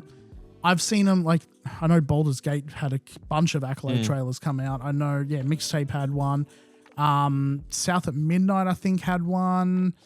I've seen quite a few of them in like the last year or so. That's I've like seen where quite they a show few. you all the reviews on the main page with all their awards. Yeah, they'll and have stuff. like IGN gave it this much, they gave it this much. Yeah. There's the one example I have of that. It's not a game. I think it was that movie where Tom Hardy played the two brothers or something. It had like their review of them two standing side by side on the poster, and it had all like 4 out of 4 stars, all these like film reviews. But then they got a 2-star, but they stuck it perfectly in line between the two characters' heads, so it looked like it gave it a 4-star, and it's just blocked by their heads. And also, I have seen that. Yeah. Because what I was going to say was there's so many of those trailers out and they've all got big names on them. But then you'll see a whole bunch of them as well that just like you look through the names of the people reviewing this or the publications that are supposedly reviewing this. Like, I don't recognize any of these names at all. That's exactly what I was saying earlier. It's like there's too many outlets now that you can find 50 10 out of 10s. Doesn't mean they're all reputable. Go look at Mixtape's Yeah, no, thing. it was full of ones that we didn't know. We had no idea. There was big ones on there. We recognized, I think, the first 2 of. Oh, I think gonna say there was like 20 12? on there, or 20 or 30 on there. I knew probably about 6 or 8 of them or something like It's that. the same with the Metacritic stuff. It's like, okay, cool. IGN from Brazil, and it went through and there's I 40 think we've talked about how we think that's bullshit. How like it should just be, IGN, full stop. Yeah. This is what they Which is gave hard because it's like, I went through the guy's review for Lego Batman. He has like a full like proper article and then gives his like history on his time with like the Lego games. And it's like a massive like, I don't know, 8-paragraph thing and go why he gave it this score. No one's clicking on this article because they saw the 8 on the on that's the all they Instagram care page. about, yeah. And like this guy also did the Mixtape review and it also has 8 paragraphs for it as well. I will say, I do feel like when they do accolade trailers and posts like that, these days it's almost always when it's a game that they don't have as much or they're just trying to use it as marketing for something that isn't It's a big for the game. second wave of sales. Or not even second wave. It's trying to get people in who, or just anyone. Like you're not going to see that. Like, I mean, Crimson Desert might have done it, but I don't think you would have seen as much. I mean, I guess that's not like a first party studio, but I feel like the games that are confident and they know that they're going to be good don't really, or historically didn't do that. It's all the ones that you try, like Mixtape, trying to get all these people on. Look, it's a 10, it's a 10, it's a 10, it's good. But also, I am paying a $30 game I can watch on YouTube in 2.5 hours. Yeah, I mean, I've seen it on. I mean, I know Claire Obscure did it as well. Well, it's just, Which is again, that's a smaller studio. It's not a bit first. hard to explain, but yeah. But I'm sure I've seen stuff like I've seen it on Bethesda games. I'm sure I have as well. Yeah, they needed it for Starfield. That game It was big back in the day when they always used to be Game of the Year editions of games all the time. Yeah, and true. also they used to have on the front cover, it would be like the Metacritic score, and then like a couple of the big, like IGN gave it an 85 or like shit like that, or 8.5. Used to see it on those old covers. On the back of it as well, right above all the and have all the emblems for the companies, and it used to be an eye catcher for sure. I always like the Game of the Year edition cases. I remember the Arkham City one had like the full white case. It looked really hectic. Yes. Even though it didn't win Game of the Year, but it was nominated. So like, here's that version. I really liked that one. I think that was very nice and stylish. Yeah, it was. I have it here somewhere for PS3, but I got it for. Oh, actually, no, I might not have it anymore. I'm just thinking back to what's actually in the box at home. You got no PS4 games or PS? Yeah. No, He I does do. now. I found them.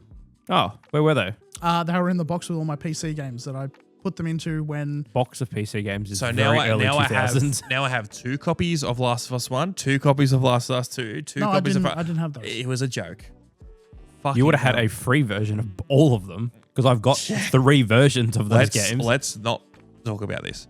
I want to talk about our 11th point on here. Dun, dun, dun. Last week we talked about Google Chromebooks, and we were like, hey, we just don't understand what their use are. Like, who is the market for a Chromebook? We got a lot of responses. Yes. We a lot. We were wrong and right at the same time.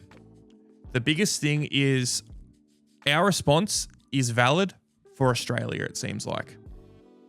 Because 90% of the comments were talking about Chromebooks are for students. Chromebooks are for students. Chromebooks are for students. I'm guessing most of these people commenting were probably US residents. US, UK, stuff like that. Because in Australia, most schools don't allow Chromebooks. The integration for Chromebooks is not a thing, and they're outright banned. Like, you will go and they'll have like a BYD sheet, like a bring your own device sheet for schools, and be like, this is the specs you need for a computer, and it's almost always highlighted, underlined. All caps. We've all worked in retail. It will say no Chromebooks. We do not support Chromebooks. Yep. And so that was our understanding, is that's we thought the general market would have been aimed at. In the US, that's a different story. We talked to some people who actually have been exposed to the US market with Chromebooks, and they adopted into the US market way different to Australia. When Chromebooks first came out here, no matter what, they had to be connected to the internet. Australia's historically always been terrible with internet and has always lagged behind, pun intended, the rest of the world. Where in the US, I don't believe Chromebooks were launched needing that online connectivity. At least this is the ones that I've been experienced through and other people talk to me about. And also, the Australian education system did not adopt them at all. No. Because I think also because of that reliance on being connected the whole time. Even now that's gone, it was just too much of a pain and too limiting, especially when using like Microsoft Word and things like that, which you do still need to be connected to the web to use because it's the web versions. In Australia, that's just not a thing. Where in the US, it seems like Chromebooks are so widely used. They're ingrained in how their school operates. Like everything's built around that. And they're just not a thing here. So if that is our response, deal with it. Yeah. Like even MacBooks, they're becoming more common for school computers now, but it's still like 75% of schools refuse to allow unless you're going to like a preppy, like private Catholic school or private school. Or Steiner school, yeah. Yeah, I never understood what a Steiner school really was. I'll talk to you about very, that. very odd. But we'll talk about that. That's Free range kids. My friend Jack went to a Steiner school. Ah, okay, yeah. He's okay. also one of the smartest people I've ever met. But his Yeah. parents are both doctors as well, so that also explains that. I'm not saying that it's always genetic that you're smart, but helpful. But rim shot. I just guessed that's what you were going to Yeah. press then. Uh, Have you haven't owned a Chromebook, have you, Tom? no, I've got a brain cell. Yeah, fair. Because I was talking about we could do something with the video for it. And Brock's like, he just threw out like 4 of them last week. And I was like, why did you have 4 to begin with? because our workplace was getting rid of them. Customer brought them back. We couldn't resell them. They were fucked because the screens were broken. I took them home in the hopes that, like, hey, I might be able to turn these into emulator machines. They were not worth even. You need to chill out on making emulator machines. I do. You've got more emulator machines than appendages. You're not wrong. Yeah, why? I like collecting tech. Dust. He's a hoarder. Yeah, I know. And I am rapidly approaching that for tech stuff, yes. Mm. I mean, you were both on the call when I went through and counted how many computers were just in that, like, my one computer room. Was it Forgot about 29? that. Yes. Yeah, it was 29. God, you poor Laura. Poor Laura. She can't complain. 3 of them are hers. God forbid. Oh, God. The other 86% are yours. And yes, the other 86%. Yeah. That again, I get the like. Oh yeah, I can build it. It's cool. When are you ever going to need 29 instances of having fucking Sonic Adventure 2? I don't. Most of these I build up. I go, yep, this all works, and then I give it away. We can do a giveaway for the podcast. What are we giving away? Old broken Chromebooks? I tell you what we should give away for the podcast, the 85,000 cans we have behind us. So we've been collecting cans in the studio. Oh, probably pretty much since we started. We've emptied them once. Yes, you've occasionally seen them behind either Ben or I think when Jake. No, I think Ben I was here the was other over week. there Yeah, I last was time. over Ben's But shoulder. we've got hundreds, like probably thousands almost at this point. The cans used to be over here. They need to be gone. Yeah. Oh, that's when we had only one box. Now we've got like 18. Yeah. God, that shows how bad our insides must be. But we need to get rid of those. We need to do something with the fucking cans. Return and earn. Return and earn. At least returning cans and getting 10 cents or 5 cents back. I wish that was a fucking thing when I was a kid. Oh, yeah. Oh my God, I wish. Not that we're allowed soft drink unless we were having like parties or something, but like, Yeah, still just finding cans and returning them. yeah. I remember wanting that so much as a kid. Not even to like for saving up for games or anything. It's like just having a little bit of money, being able to go to the newsagents and buy like a comic or something with. Yeah, I 'cause remember I got went- 50 cans. It was kind of a thing. It just wasn't widespread because they've always had the. It was South return Australia. South Australia had the 5 cent per can thing for return. It wasn't here though. Did you yeah. have a can bin at your primary school? Because we had a big metal cage that people would stand and crush all the cans. The local with the football canvas field bag did. inside it. Yeah. Well, Yep. except we had one that didn't have it and then one that did. Oh, so we only had one that did. When I first moved out, was living with my best mate Brendan. He and I we'd built up a can tower just because like we would buy like the big boxes of Solo or Fanta or whatever. We would have had, if not as many, more than what you've got there.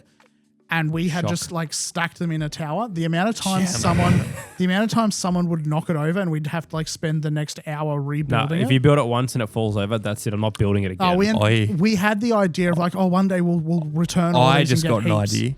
We could make wizard No, stuff. we could make a wall full of them. What, and stack behind you or something? Yeah, somewhere. We could make something out of them. We could make Brock a suit of armor. I'm not doing that. What the fuck are we going to use for that? We have He a. can barely walk as it is. Imagine if he had fucking armor on. You absolute dick. If only we had a medieval themed event coming up that Yeah. we could have a suit of armor. We'll have medieval podcast coming soon. All 4 of you can watch that. We should do that after we go to the party. Yeah. I mean, I'll probably have to stay there, but Yeah. no, I'll fuck her off. Yeah. Idiot. Not even paying you for your work. Ridiculous. Bitch. I love you, lizard. Can you? This is going to spoil your costume. Can you go as a lusty Argonian maid? I was saying that to Laura. She agreed that I should go as that, but I was also just like, how am I going to do that? Like, get a lizard hat and what? I'm going to fake buy breasts? one. I'm going as an Argonian mage, so it's not that far from what you could be. You got to carry books, but Yeah. did you ever read those playing Skyrim? Yes. Yeah. Of course he fucking did. Yeah. That's who he's. I read every single one He was of the fapping books that to was on inside- fucking Morrowind. No. I read every single one of the actual books that were in those. We have a wizard. Oh, wizard. Thomas has bought a new toy. Oh, I wasn't even going to use it for that. I was just making a sound. Oh, I mean, we got it out now. I've bought a toy. This is the telepathic instruments orchid. I've bought it. That's all. He was very excited. We had to put the podcast on pause last week so you could order it before they all sold out. Which I didn't sell it for like 3 days. Yeah. Um, It took less than a minute to order it, put in cut, and it was done. It was like, oh, this ties into our number 12 thing on the list. So this thing, yeah. this is called the telepathic instrument orchid. It's a company. It's basically a synth, but you can press keys and it'll make a chord for you. It's for people who are lazy and don't want to learn chord shapes on piano. I've already tried to learn an instrument. By try, I've been playing guitar for 8 years and still suck. And I didn't really want to learn chord shapes. I've had synths in the past and they're great. And that was really cool. And I thought we could make some, besides the fact I just wanted it and wanted to play around with it, it'd be cool to make some sounds and songs and things for background on the podcast. yeah, and PlayStation 2000 videos. music thing was going to be a bit more of a fuck around than. Yes, a lot more of a fuck around. But actually, I'll just get it back up now that I say it. I bought this thing and I'm really happy with it. I mean, I've only played with it for maybe 20 minutes and barely properly because I got it just before we started recording today. But this product here, the telepathic instruments orchid, Please sponsor us. yeah, I wish. Well, I mean, I think I talked to you about this. The guy who is the owner of the company or is one of the main guys is Tame Impala. Yes. Kevin Parker. So It's massive. just one guy. Tame Impala's just one guy. Jamie pulled that up. One thing I was going to say about this device here, the Orchid, it has fallen into this trap, and I might have fallen to it as well. See how we go if I use it enough to warrant the purchase. But it was what I would call like a sucker YouTube item. And in the sense that this is one of those items that you go online and you see all these YouTubers and on Instagram and Facebook be like, this thing changed my life. This thing made me write so much good music. It was the thing that changed everything. For this week. For this week, exactly. Till I release a new video with another item. This is massive for camera gear, camera review channels. Ben, you've probably seen it a bit because you've looked at a little bit of stuff. It's everywhere now. The ZR is all over my YouTube feed, Oh, and it's always something But new. the ZR is old news. The Nikon Yeah. ZR we're talking about. I was going to say thing that like the viewers will probably be much more aware of is the Thor. The Thor was big for that as well. Not that it's a bad product at all, but it was everywhere. The AYN Thor definitely was one of those items where every reviewer online was saying, this is the device. It's going to change your life. You're going to do XYZ thing. And then the next week they're talking about the RetroPie XCD Or blah, blah, whatever. blah. The one thing I will say about the Thor, though, it still does stand above the rest. Even as time goes on, I don't Still touch on mine. batch 4 of pre-orders, I think. Still waiting for I more. don't touch mine that often anymore. That's just because I still need to put the proper time to fully make it just a cool device, and I just haven't put that time in. I've still paid a lot of time, like enough that it's worth the purchase. But there is so many items that don't do that. And like I said, with cameras, every second week there's a new camera coming out. Yeah. This is my dream camera. This is the ideal. This is the best camera there is. Next week a new one comes out. This is everything I wanted. This shits on everything else. Every single week there's something like that. This Orchid was one of those items, or is, I think, in that realm. Who knows? It might be great. Might be a Thor, where it's going to be one of the diamonds in the rough. Not that these items are bad, but it's turned into this culture where it's almost like a keeping up with the Joneses, but like, I mean, that's all tech, on like tech a culture in general. but like Honestly, way it moves more so like. fast. But tech culture, I don't think it was always like you need this new thing. It makes the old thing redundant and shit, and you can't use it anymore. It also I was feel a lot like more spaced out back, like Yeah. even 10 years ago. It's like, this is really cool, but it comes out once every 9 months. So it's like, okay, I can justify that now because I've had enough time to actually use it. When there's something new coming out every fucking fortnight, it's like, well, I just spent $1,500 on this thing. Yeah, that new one is technically better. I also don't want to have to worry about selling and then buying another one that's going to be outdated in another week. To trap. But I'm glad that phones aren't at that level anymore. See, I think they would be. No, smartphones I don't think are. Smartphones are so incremental with their upgrades now that you got to be stupid to buy it unless yearly. you are. I mean, that's what I mean. Like they bring out a new one every single year. There's no point to buying. Well, there's one barely every single year. Money. Well, back in the I know day, that's there what used they to want, be. yes. There used to be big upgrades every year or every 18 months when they'd release them, and they were big. But now the smartphones is not much of an upgrade, and it's because all this stuff does eventually struggling to make start it seem to plateau. different to the previous one. Yeah, and that's a good thing. But there is still people online peddling this is the best thing ever. You need the iPhone 17 Pro. Is it much different to the 16 Pro? Like a bit. You get a new front-facing camera. Yeah, it's like I'm never going to use this shit. I'm upgrading to the iPhone Fold when it comes out this year. That's only because it was a Fold form factor.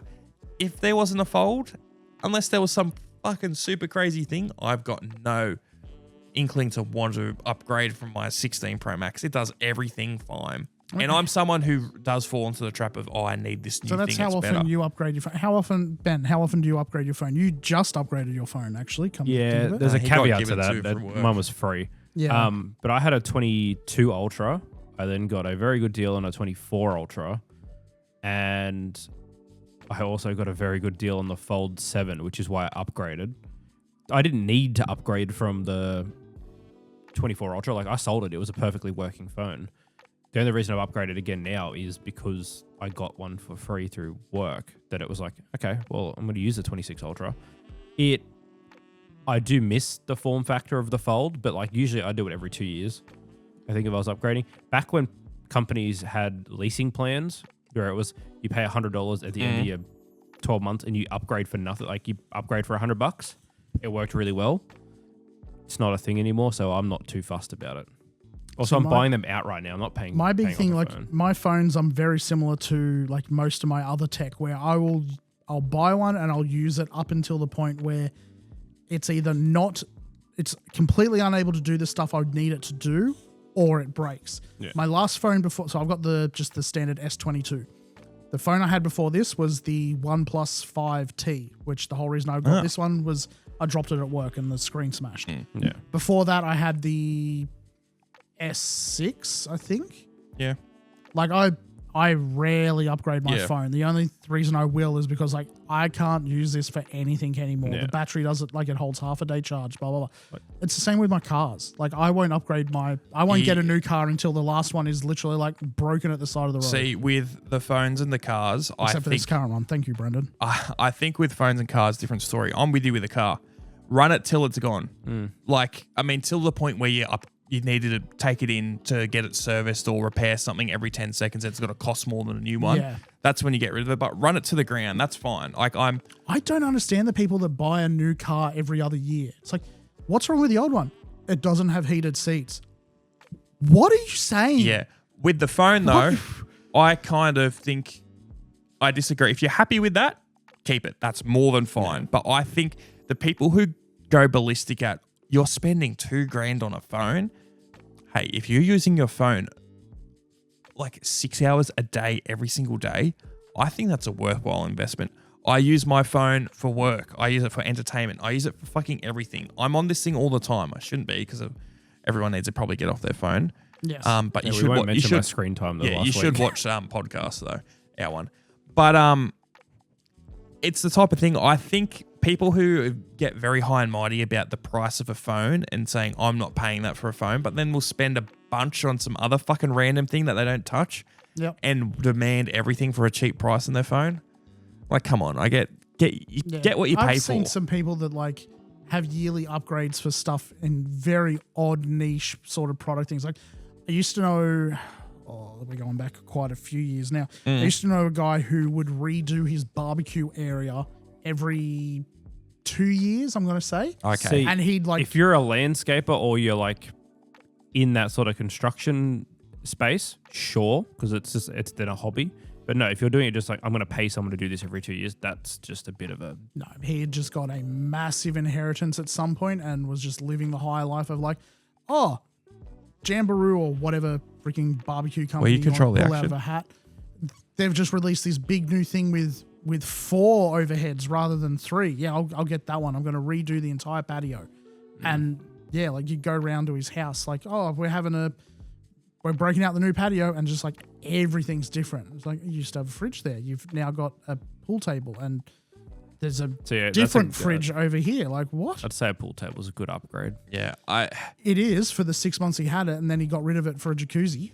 there's one thing with tech that I think Good upgrade. tech and things like that, which is dangerous, and wanting to upgrade is if you're going to use a feature or something. And the thing is, it's like if you buy something like, oh, this phone's got a better battery, and it's like, oh, if I don't really use that, but it's a cool upgrade, I don't think you should upgrade. If it's not something that you think you could need or benefit off of realistically, don't touch it. Yeah. But then there's also times where especially with video gear, I haven't done that, and it's bit me on the ass like hard. And it's one of those things where it's like, fuck, maybe it is worth splurging, but then you don't want to go to the crazy point where like, oh, I need this feature, and you never touch them. And it's just a waste of a bunch of fucking money. Like I've had problems with cameras where I'm like, okay, I've got this camera and I need it for long format podcast stuff. Overheats. It overheats. It does everything else great. It's like, oh, I should have splurged and got the other one that doesn't overheat. It's like I got ways to make it not overheat, but it's so much time and effort and buying other items to make it not overheat. And it's like, fuck, I should have gone more. And there's so many times I'm paid gigs where I got through in the end, but caused so much stress and drama. It's like, yeah, I prepared by packing extra things and XYZ to get it done. Where I feel like with a phone, it's like, I think it's worth adding the extra money, because what happens if your phone, and don't say, oh, I'll just get it done before then, because we see it daily. People whose phones die and like, I need something now. You're worried about your battery life? Get the one that's going to last a bit longer. If you're relying on it for your job or something where you need it to be reliable, spend the extra money. Yeah. And especially if it's going out of what you're used to. Like people come and go, oh, I want a better battery. It's like, cool. You can do the iPhone. Oppo's currently got a battery that is significantly larger and will last you longer. I don't want to do that on Apple. It's like, well, you can't say again, different story. But if you want to go, I want the phone with the best battery. It's like, cool, here it is. It's like, oh, no, I don't want that one. It's like, well, you got to pick and choose what you want. I don't agree with upgrading your phone every year. No. Realistically, 2 years makes sense, but 3 years you'll probably notice the biggest difference. I think it should be the point where it's not going to... Sorry, just on that exact thing, just how many times we had someone come in like for phones or TVs or whatever else. They come in and they're just like, oh, I want the biggest and best X product you've got. And price is no concern. Okay, well, here's our such and such. It's this much. I don't want to spend that much. Why say price is no concern if you didn't want to like me to immediately show you the biggest and best one I've got? The biggest and best thing is usually going to be the most expensive. Yeah. I mean, for phones, I think it's a little bit different because like there is a lot of variance in what people want from them. Most people should be absolutely fine with, hey, it has a battery that lasts, will be... Day and a half, 2 days maybe. Yeah, will be, a little bit forgiving. Day and a half, 2 days, sure. It can send messages. It can take calls. I can browse the internet on it. I can get 2-factor for whatever thing I need to log in at work. That's all it needs. Realistically, that's all you need. The fact that I can run all these games on it. Oh, I can do all this ordering on it. I can do all this XYZ other stuff on it. That's all cool and that, but I don't have to, like, if I want it to be good at all that extra stuff, I then have to go and spend the big premium bucks. You get what you pay for. I was running an iPhone 3G in like 2000, just before, I think it would have been year 9. Like I had that thing, that was Mum's original thing, and I had that for fucking ages because it was like, it worked, didn't do anything fancy. It was an iPhone and I wanted one. That thing fucking lasted till it pretty much exploded. But I'm not bigwig businessman or anything like that, but I am busy enough. I feel like where paying a premium to save time is really beneficial to me. People pay for convenience. Yeah. And it will help in whatever way. And I still think one of the best purchases I made was when I bought the Samsung Galaxy Fold 3, because I used to go do a lot of freelance video work. And for example, if it would be in Sydney or something, and it would be parking and things like that, it would cost a bomb if I drove there. So sometimes I would get the train from certain places. Being able to go with my kit, go do whatever event, and on the way home, being able to write an invoice on my phone properly and not being like a fuck around on like a shit version, but like fold it out on the phone with the pen, do it all, send it off, put it into my files, and have it done by the time I got back to the car, saving me going home, logging onto the computer, doing it all there while I'm half asleep. Or like, oh, I can't do this. I need to do it tomorrow because I'm so tired because it'll be a massive day. I'll get home at like 3 a.m. and then putting it off for something coming up. Invaluable. Multitasking with stuff like that. So important. Being able to kill 2 birds, 1 stone. So good. That's why sometimes at work I get so annoyed if nothing's going on. Yeah. And I'm like, I could be at home doing something that I need to do. Yeah. And I think there's just, it's like you said, convenience for certain people. It's worth that money. It is. On what you just said, like being able to multitask all that, I do have to have a little bit of a chuckle at how many times like products come out that are just like, oh, remove all the superfluous stuff and just have this really basic thing. Like what are they? The tablet thing, the Remarkable tablets that are getting real popular, where it's like, hey, there's no distractions on these. It's literally just like, it's for access writing to your out files stuff. and write and read PDFs. Yeah, there's no games on it. There's no web browsing. There's no nothing. It's literally just, here's a couple of Word templates. You can write out stuff on them. And people are like, they're worth not big money, but they're worth not cheap. They're not cheap, but they're not like, $2,000. No, no one would buy them at that price. No, but people are spending a good chunk of change for a thing that is like, hey, it doesn't do all the stuff I spent the big money for, so now I'm going to spend more money so that I can not be distracted by the stuff I spent the big money on. You can pay to get rid of the self-control problem. I mean, they'll do it. They will, but I have to chuckle at that of like, hey, you spent all the big bucks on, look at all the stuff this thing can do. It does too much. Now I spend more to have the thing that doesn't distract me with all the extra stuff. Oh, with stuff like that, it also comes down to self-control, which can be hard. And then one of the worst things for it, which is a bit against our content that we make, but it's fully a thing, is just scrolling on Reels. Is so dangerous. The amount of time that's sunk into that. There's days where it's like, fuck, I just lost an hour and a half and I have not retained anything I've seen. Sometimes it's really good and I get stuff for this, or I do get some really valuable, but it's... I get some hectic memes. But it's, but that's only such a small percentage. There's so much shit on there and it's a waste in the end. How many times have we gotten home after work and like, oh, I'll just jump on with the boys and I'll play something. And then you sit down and you're like, oh, I'll have a quick bite to eat and I'll watch something while there. You go get your whatever you're eating and then you just continue sitting there and it's like, before you know it's like, shit, 4 hours are going past and literally all I've done is just doom scroll. Yep. I have yet to log into Discord. I haven't spoken to a single person. I haven't opened a single game. I haven't done any work whatsoever. It's literally just... Yep. I think Friday afternoon after work is probably the worst for that because it's like, I'm exhausted. Friday and Saturday night are pretty bad. Yeah, you get home, you're like, I'm exhausted. Okay, cool. I'm going to sit down for 5 minutes. And you're like, oh, I'll watch Reels. I'll put YouTube on. Next minute, it's 7:30 and you've woken up. And you go, I haven't had dinner yet. I've had the worst nap I've ever had ever. I feel better, but also that's the best part of the afternoon gone because I was too tired to do anything. Yep. Yeah, like napping has also fucked me. Yeah. Like I love a good nap, but also there's so many days where it's like, fuck, it's 2 o'clock or 3 and I got a nap because it'll be such big weeks or big nights me editing, and then I'll have a nap and I'll wake up and I feel groggy like shit, but I feel like I needed it, and it'll just be consistent. Just lose so much time. I just wish I could get time back. I was calculating with Ben the other day. It's like Ben and I just with our work, travel with our work, we lose roughly. It's like 6 hours a week.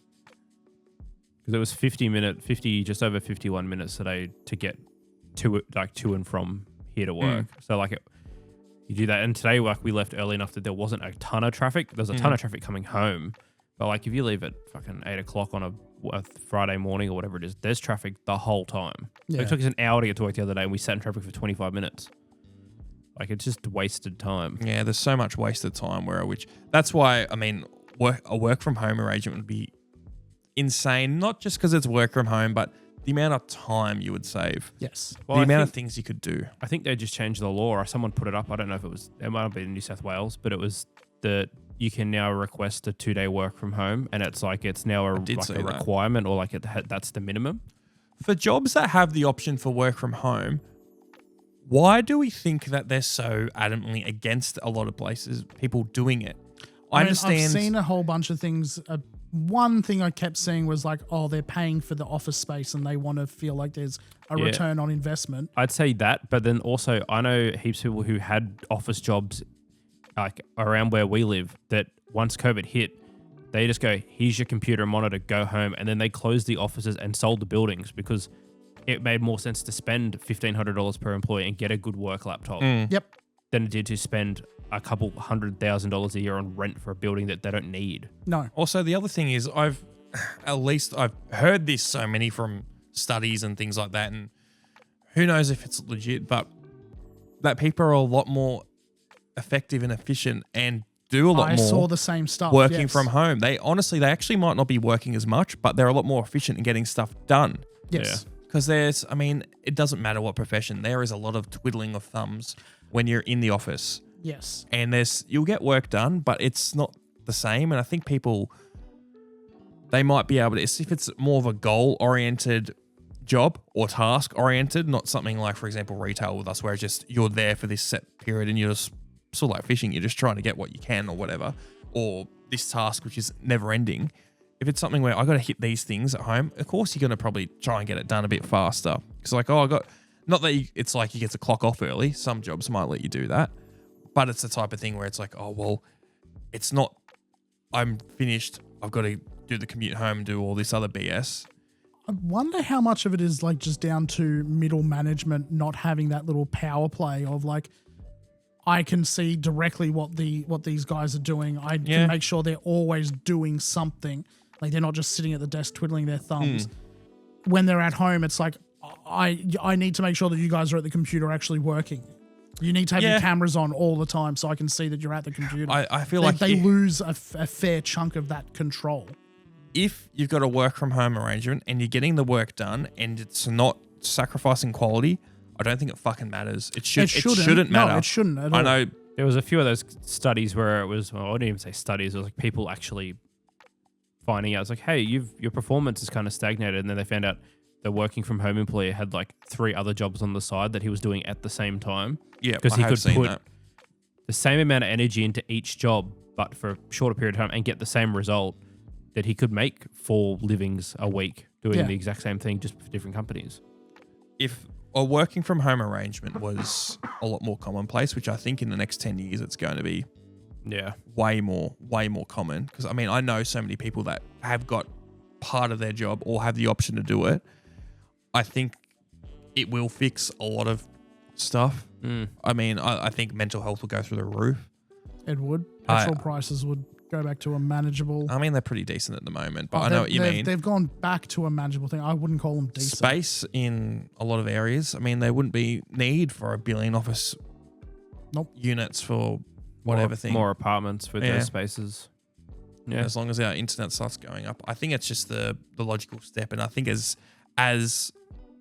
boomers start leaving the workforce more and more and having that controlling stake in it. Yeah, higher up, where those old ideas of needing to clock in at 9, leaving at 5:30. Well, even that, the 9 to 5 sort of work idea is just like, you can, like, depending on the job, you can be just as efficient and productive working, after midnight, depending on the job, obviously. Oh, yeah, 100%. Like a public-facing job, obviously, you want to be, awake and active during the hours that the general public is awake and active.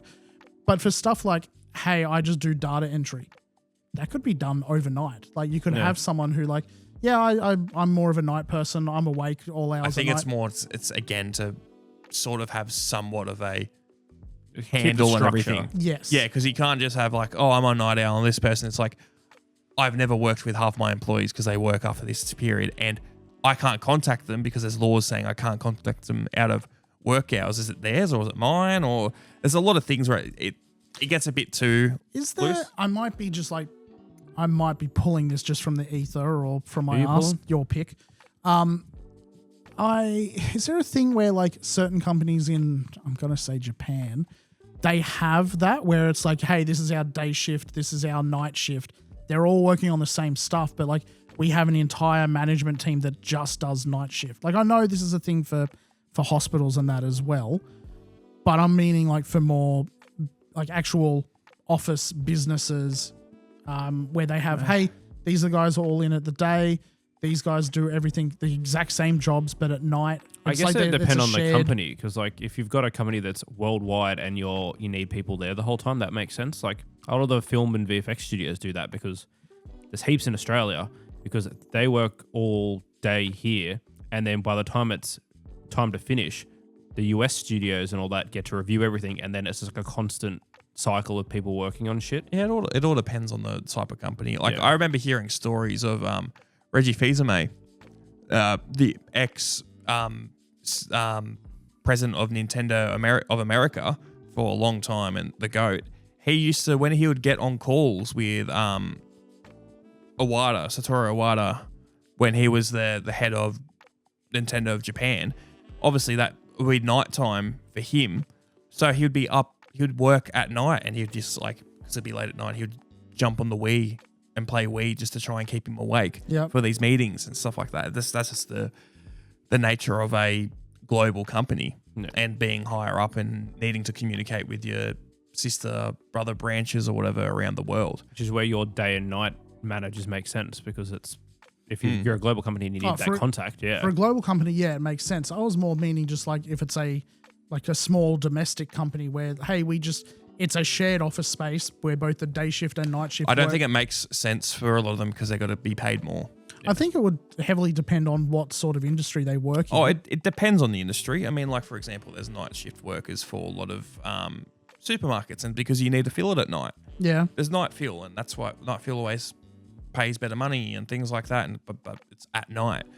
I will say that there is some jobs as night crews. Like I remember working maintenance at McDonald's when I was first starting university and getting paid fucking peanuts. 11 p.m. to 4 a.m. on a Friday and Saturday night, getting paid $22 an hour or something. I did a couple of stints as overnight security for various events and that. That was weird. Yeah. It was a very weird time. Yeah. And you'd scare people now with your fresh TM. I was going to bring that up when we were talking about something earlier, and I was like, damn, we should put photos of Brock's shoes up. Yes.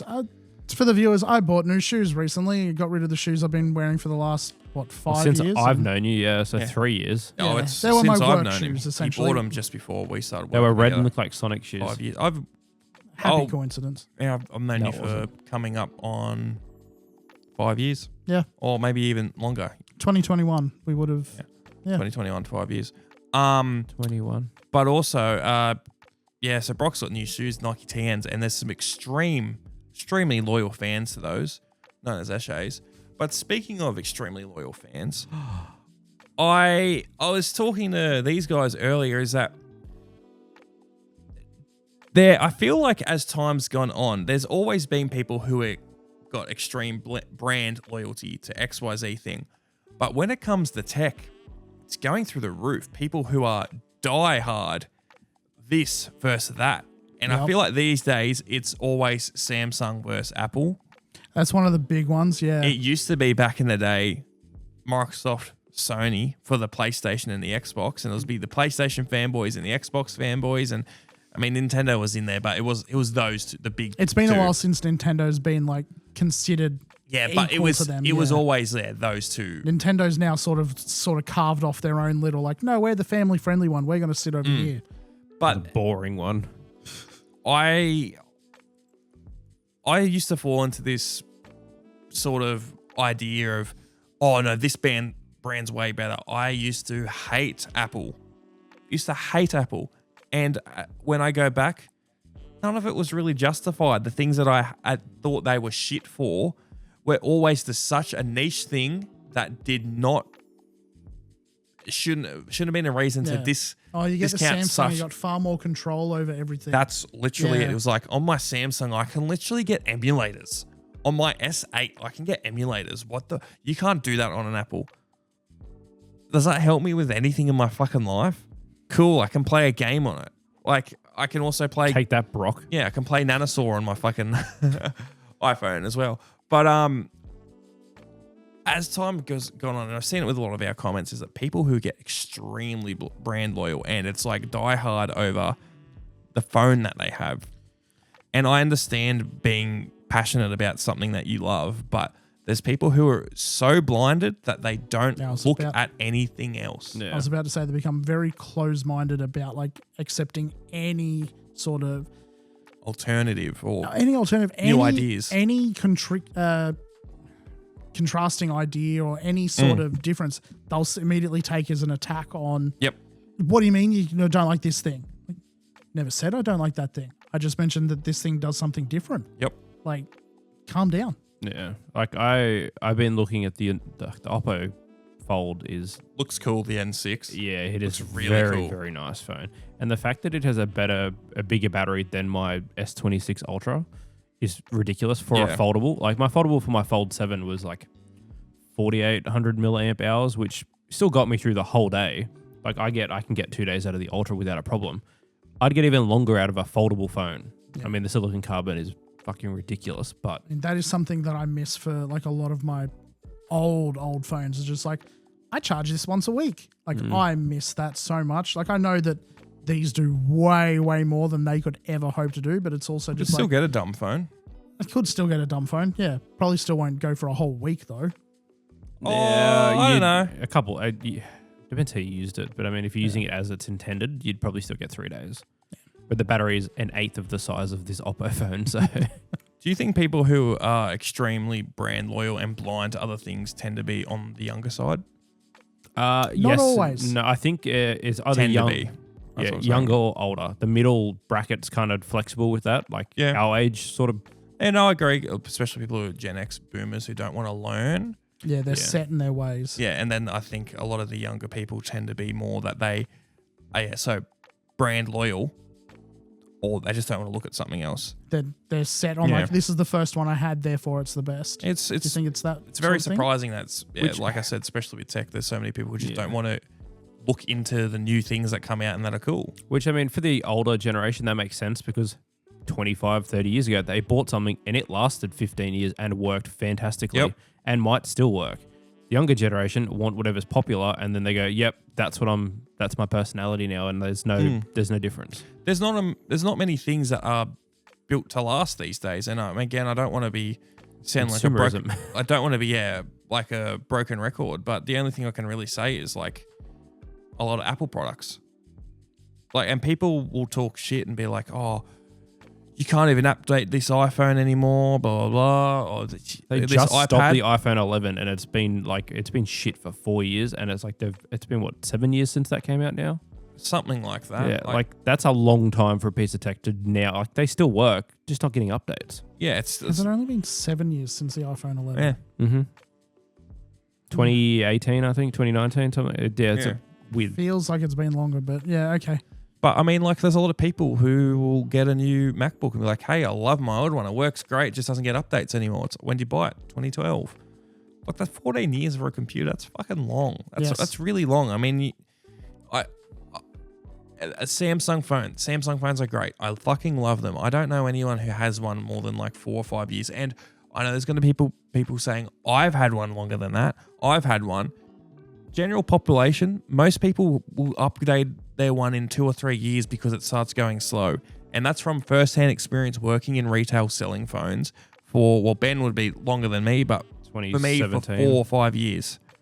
It's always the case. iPhones, people still come in with a fucking iPhone 5. Oh yeah, like a month ago, I had 3 people in the span of 2 days come in with iPhone 6s saying it's not charging anymore. It's like, it should have blown up 5 years ago.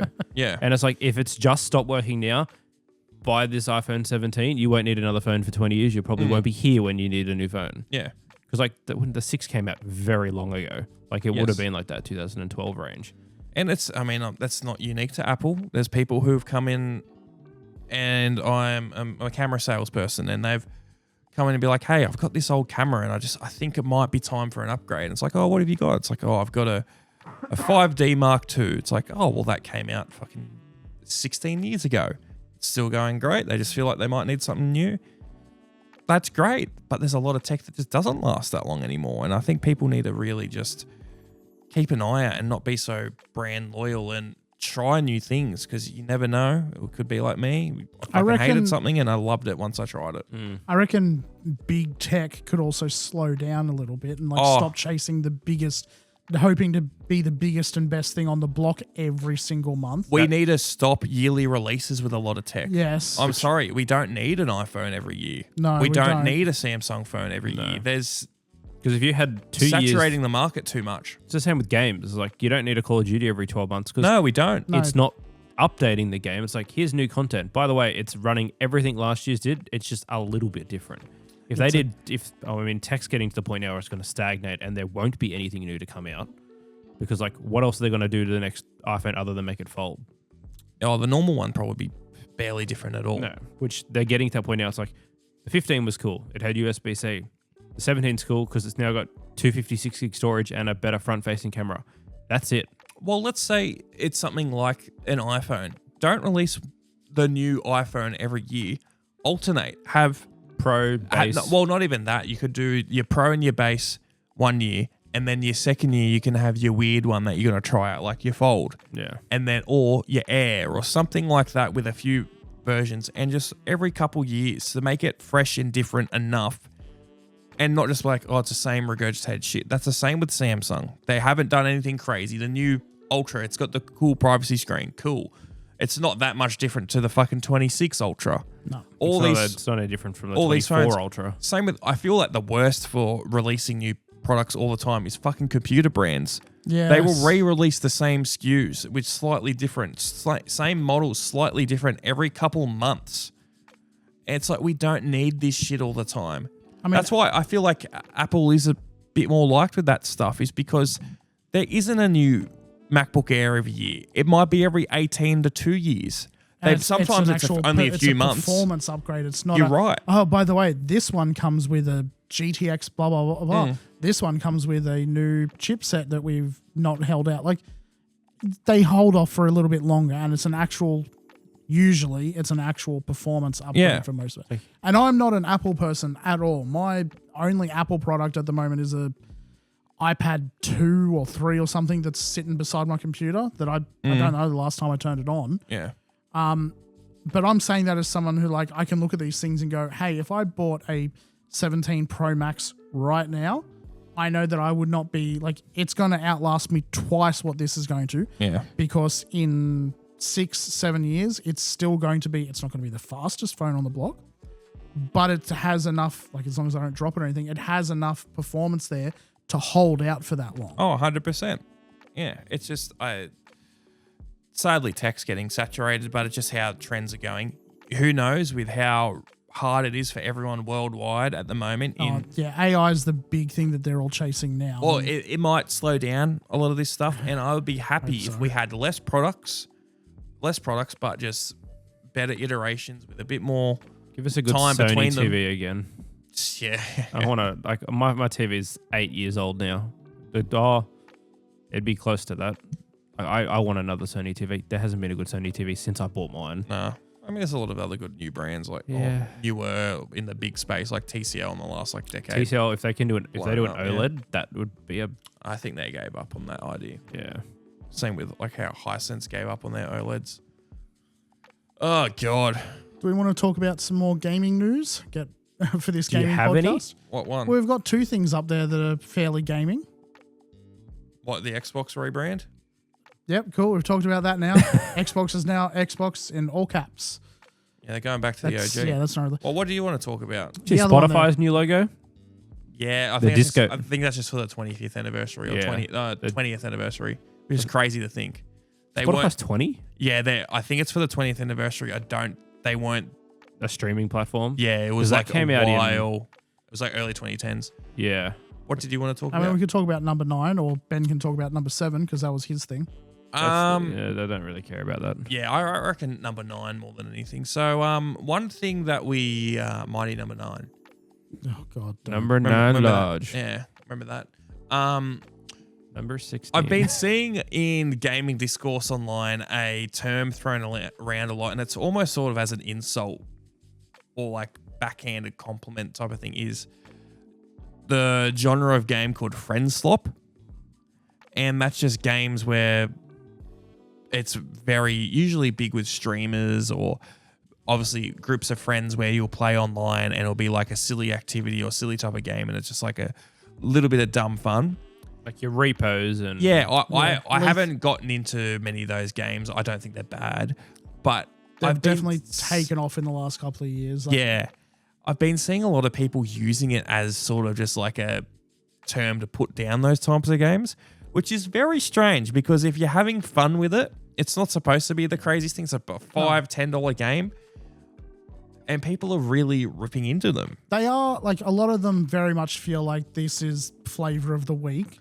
Oh, But I mean, 100%. for less than $10, I'm happy. Like if I play That's a game worth it. for, I mean, what's the one we're playing at the moment? Gamble with your friends. Yeah. What was it? $6? Yeah, it would have been about $6. We've played it for what? I'm pulling it up 15 now. hours? Oh no, it's longer than that. I mean, you've played for I've longer. played it for longer than that, yeah. But like if you want a polished game, think of Liar's Bar. That's really well polished.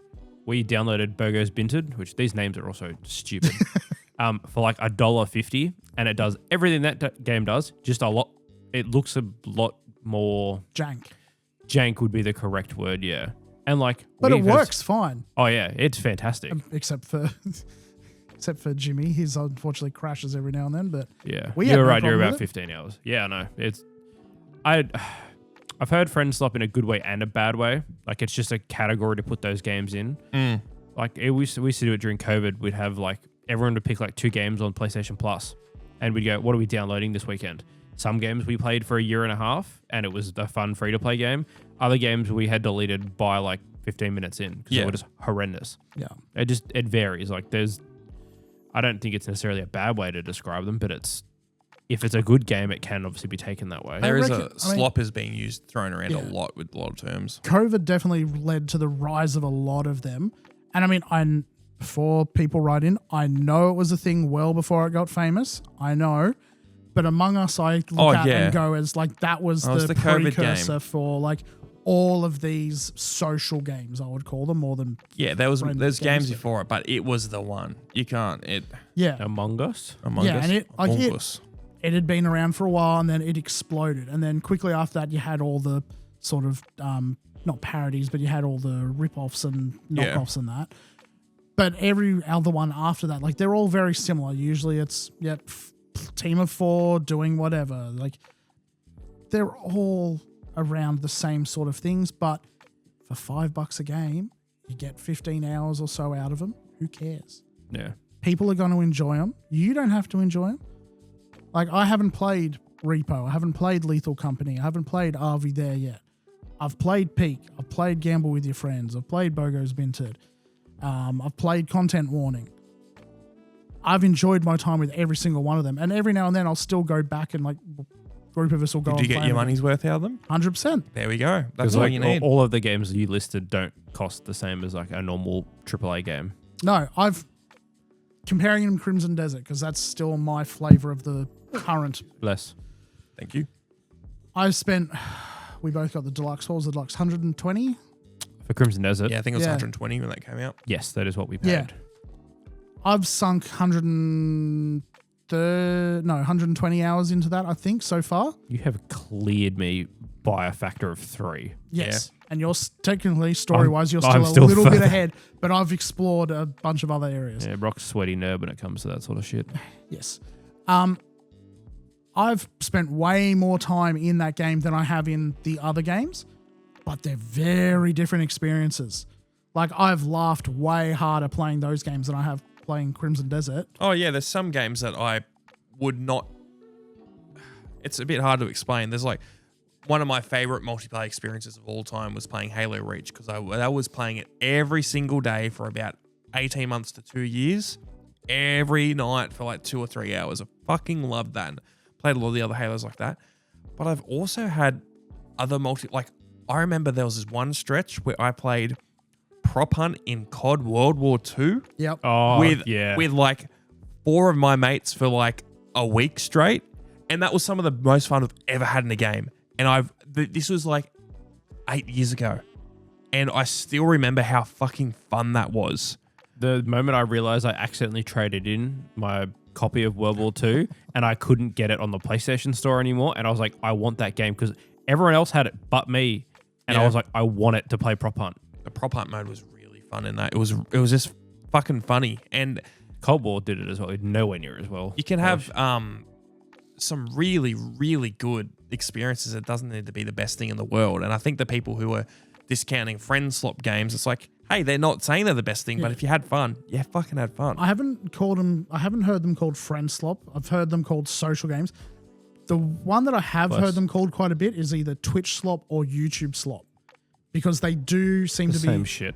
It is. Yes. I've I've heard friend slop 3 times in the last like 4 days, and it's just Jacob. Jacob said a few times. I haven't I've seen it other than online. that. I've seen it online a few times. But like all of these games also, they get big and popular because a YouTuber will usually play them. Yeah. And I mean, that's how a lot of games get popular now, is just through watching someone else play them. Well, that's where I saw Peanut playing Gamble with Your Friends and was like, this does not interest me, so I turned the stream off. And then I watched it, popped up on, I think Jacob sent it to me. He was like, oh, check this out. And I was like, that looks fucking hectic. And I was like, there's a 9-hour stream here of someone I usually watch that I just turned off because I was like, that looks boring as fuck. We played like 4 hours the first night, and it was like, this is fucking awesome. I didn't know there was an end game to Gamble with Your Friends either. Which we've got to hit that, but Brock sucks at gambling in real life. Yes, and there's a reason why I don't do it in real life. Another friend slop game I guess we picked up, I think it would have been during COVID, was First Class Trouble. It was like, I heard of that. No, it was a very small studio game. It was just Among Us, but there's like humans and robots on the ship, and then 2 people that are... Oh, yeah. Is that the one on the cruise liner sort of thing? Yes. Okay. I'd watched other people play that. Voice chat was hectic. Just the things they added over that like 9 months we played it was sick. It just lost support way too quick. And I was like, that game was so much fun. We'd spend hours just bullying and harassing each other on that game. Because Phasmophobia was another massive one that like very similar sort of thing. I'm ready to completely change this conversation into something else. Is there a game series that you wish would come back? And the reason I was saying this is, remember how we were talking about Inferno Plus the other week? Mm-hmm. One of the mods Inferno Plus made for Halo was he made a Tribes mod. I wish Tribes would come back. I don't think it's ever going to, unfortunately. Which sucks because, do you know what Tribes is? No idea. Tribes is basically, it's Unreal Tournament with skis. He doesn't know what Unreal Tournament is. Oh, I know of Unreal Tournament. It's basically, it's a game where you glide around the map and you do massive jumps, and it's all just trying to do. You have It's an jetpacks, FPS. and you can like toggle like frictionless mode. You want to try and build up momentum to cross the map as fast as possible to capture objectives. I'm trying to That's think. kinda cool. It's like enabling cheats on certain games, like a super speed mode, and then where you fly across the map. Yeah. It's like that, but it's FPS trying to shoot people. And was some of the really big later in ones the had, early 2000s, late 90s. Yeah. They So had it was one. the same time, it wasn't really a direct competitor, but it was sort of a competitor to Unreal Tournament. Yeah. I think it was just a really... I only played a little bit of Tribes back in the day. It was fucking fun, though. That would have been the type of game, sitting in a lobby with all your mates, just playing it and fucking around and having the best time. And when they weren't on, you were in one by yourself, just practicing, trying to like get the best sort of angles and finding out where like, oh, if I could do this way, I'll get more momentum for this. And I also really wish a arena, or I know people got angry at me for calling Halo an arena shooter, but a game like not what it Halo, is? no, apparently not. What do we know? A game like Halo's multiplayer, I wish there was something that was big like that still. We played a bit of Splitgate. I really wanted to enjoy it. Like, I enjoyed Splitgate 1 until they took it offline. I really wanted to enjoy it 2. It just didn't hold. I only got to play it for a few days because the players disappeared. I had a lot of fun on it. I really did. Yeah, they needed to tweak a few things, and I think they did, but I don't know if it's come back up online yet. It has, but it's got very low player numbers. Because that came out when I was at uni, and that was like, everyone's like, hey, download this, and we'd just be sitting there meant to be doing work in our group project, just all playing Splitgate. Because I was like, this is the fucking hectic. Yeah, see, that was us in Unreal Tournament in high school. Just the computer lab would just be like, teacher at the front being, all right, we're going to try this thing, and half the class is just like, nope, just trying to kill each other. Yeah, like arcadey shooters, like Doom clones, something like that, but a bit more modern will also be great to come back in like a multiplayer sense. Yeah. I would love for something like that. Like, I mean, I know there's some newer Quake games that sort of does that. If they could bring back the Titanfall series and bring, like, I played a little bit of that multiplayer, but like nothing like on an actual like live server that they had, that would go fucking down ridiculous. Like Apex is similar. It's nowhere near It's close not the though. same. I mean, that's why they made Titanfall 2. Titanfall 1 was only multiplayer. Yeah.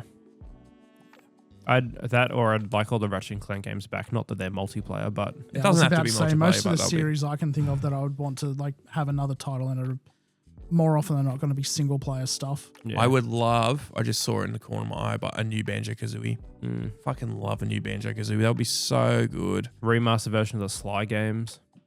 That is possible to happen. Yeah. I reckon that probably will in the next 'Cause few years. How the fuck has that not happened? But Bubsy is getting another fucking game. Fuck is Bubsy? Exactly. Yeah. I think it's Bubsy because 4D or whatever. it's the because fuck it is. Sucker Punch has just been continuously doing good games, and it's just looking forward, and they don't need to try and make a cash cow through or a quick buck from just doing a Sly Cooper remake. Because like or Ratchet and remaster. Clank didn't need their remake or like reinvention of the story, but hey, PS5 coming out, here's this new tech, and push that, and it. Oh, that was on worked. PS4. That one. The first one was the SSD taking advantage of that was for the PS5. Yeah, but the remake was on the 4. Yeah. But yeah, I know what you mean. But Insomniac's always been a very split studio where they do multiple things at once. Yeah. Which I wish a lot of studios did, where it's like, it's not, we're just doing all this one game and then we're going to Wait start on 25 something years else. for someone Yeah. else. I mean, that's cool. I mean, Rockstar takes 1 billion years, but imagine if they had just, they stopped production after GTA to make Red Dead 2 and then had to wait till the end of Red Dead 2 to start making GTA. Yeah. I mean, I know they really amped it up after that and there were different parts of the studios, but it wasn't like, I was about to say they're big enough that they could like compartmentalize and like Yeah, have but different teams working when on you different want, stuff. when they're supposed to be big cinematic epics like those two games, you still need to have that control over them and not be too independent. Mm. Yeah. Yeah. I don't know. I can't think of any other game series. The Tony Hawk, like American or Underground series would be cool. I would not be surprised if you see something in the next few years. I mean, 'Cause they'll probably do the remakes. yeah. I would not be surprised. Those games have been going good enough that I think they'll do. Yeah. Because like the Pro Skater games are fun. I played a lot of 4, but then like I played a lot more of Underground and Underground 2 than I did those. Just being able to get off your board and having a little bit more freedom. Yeah, no, I get And that. with Skate going downhill after that fucking free-to-play launch. Free to wear. God. Yeah. Yeah. That's all been. All right, is there anything else you guys want to freaking talk about, bro? Not really. No. We should hopefully have a guest next week, potentially. Yeah, we're supposed to have someone tonight, but he's a bit sick. So am I. I'm Fully fully sick. Ray. Well, with that, Brock, is there something you want to freaking say? We will save it there. All right, see ya. Bomber clat. Bye.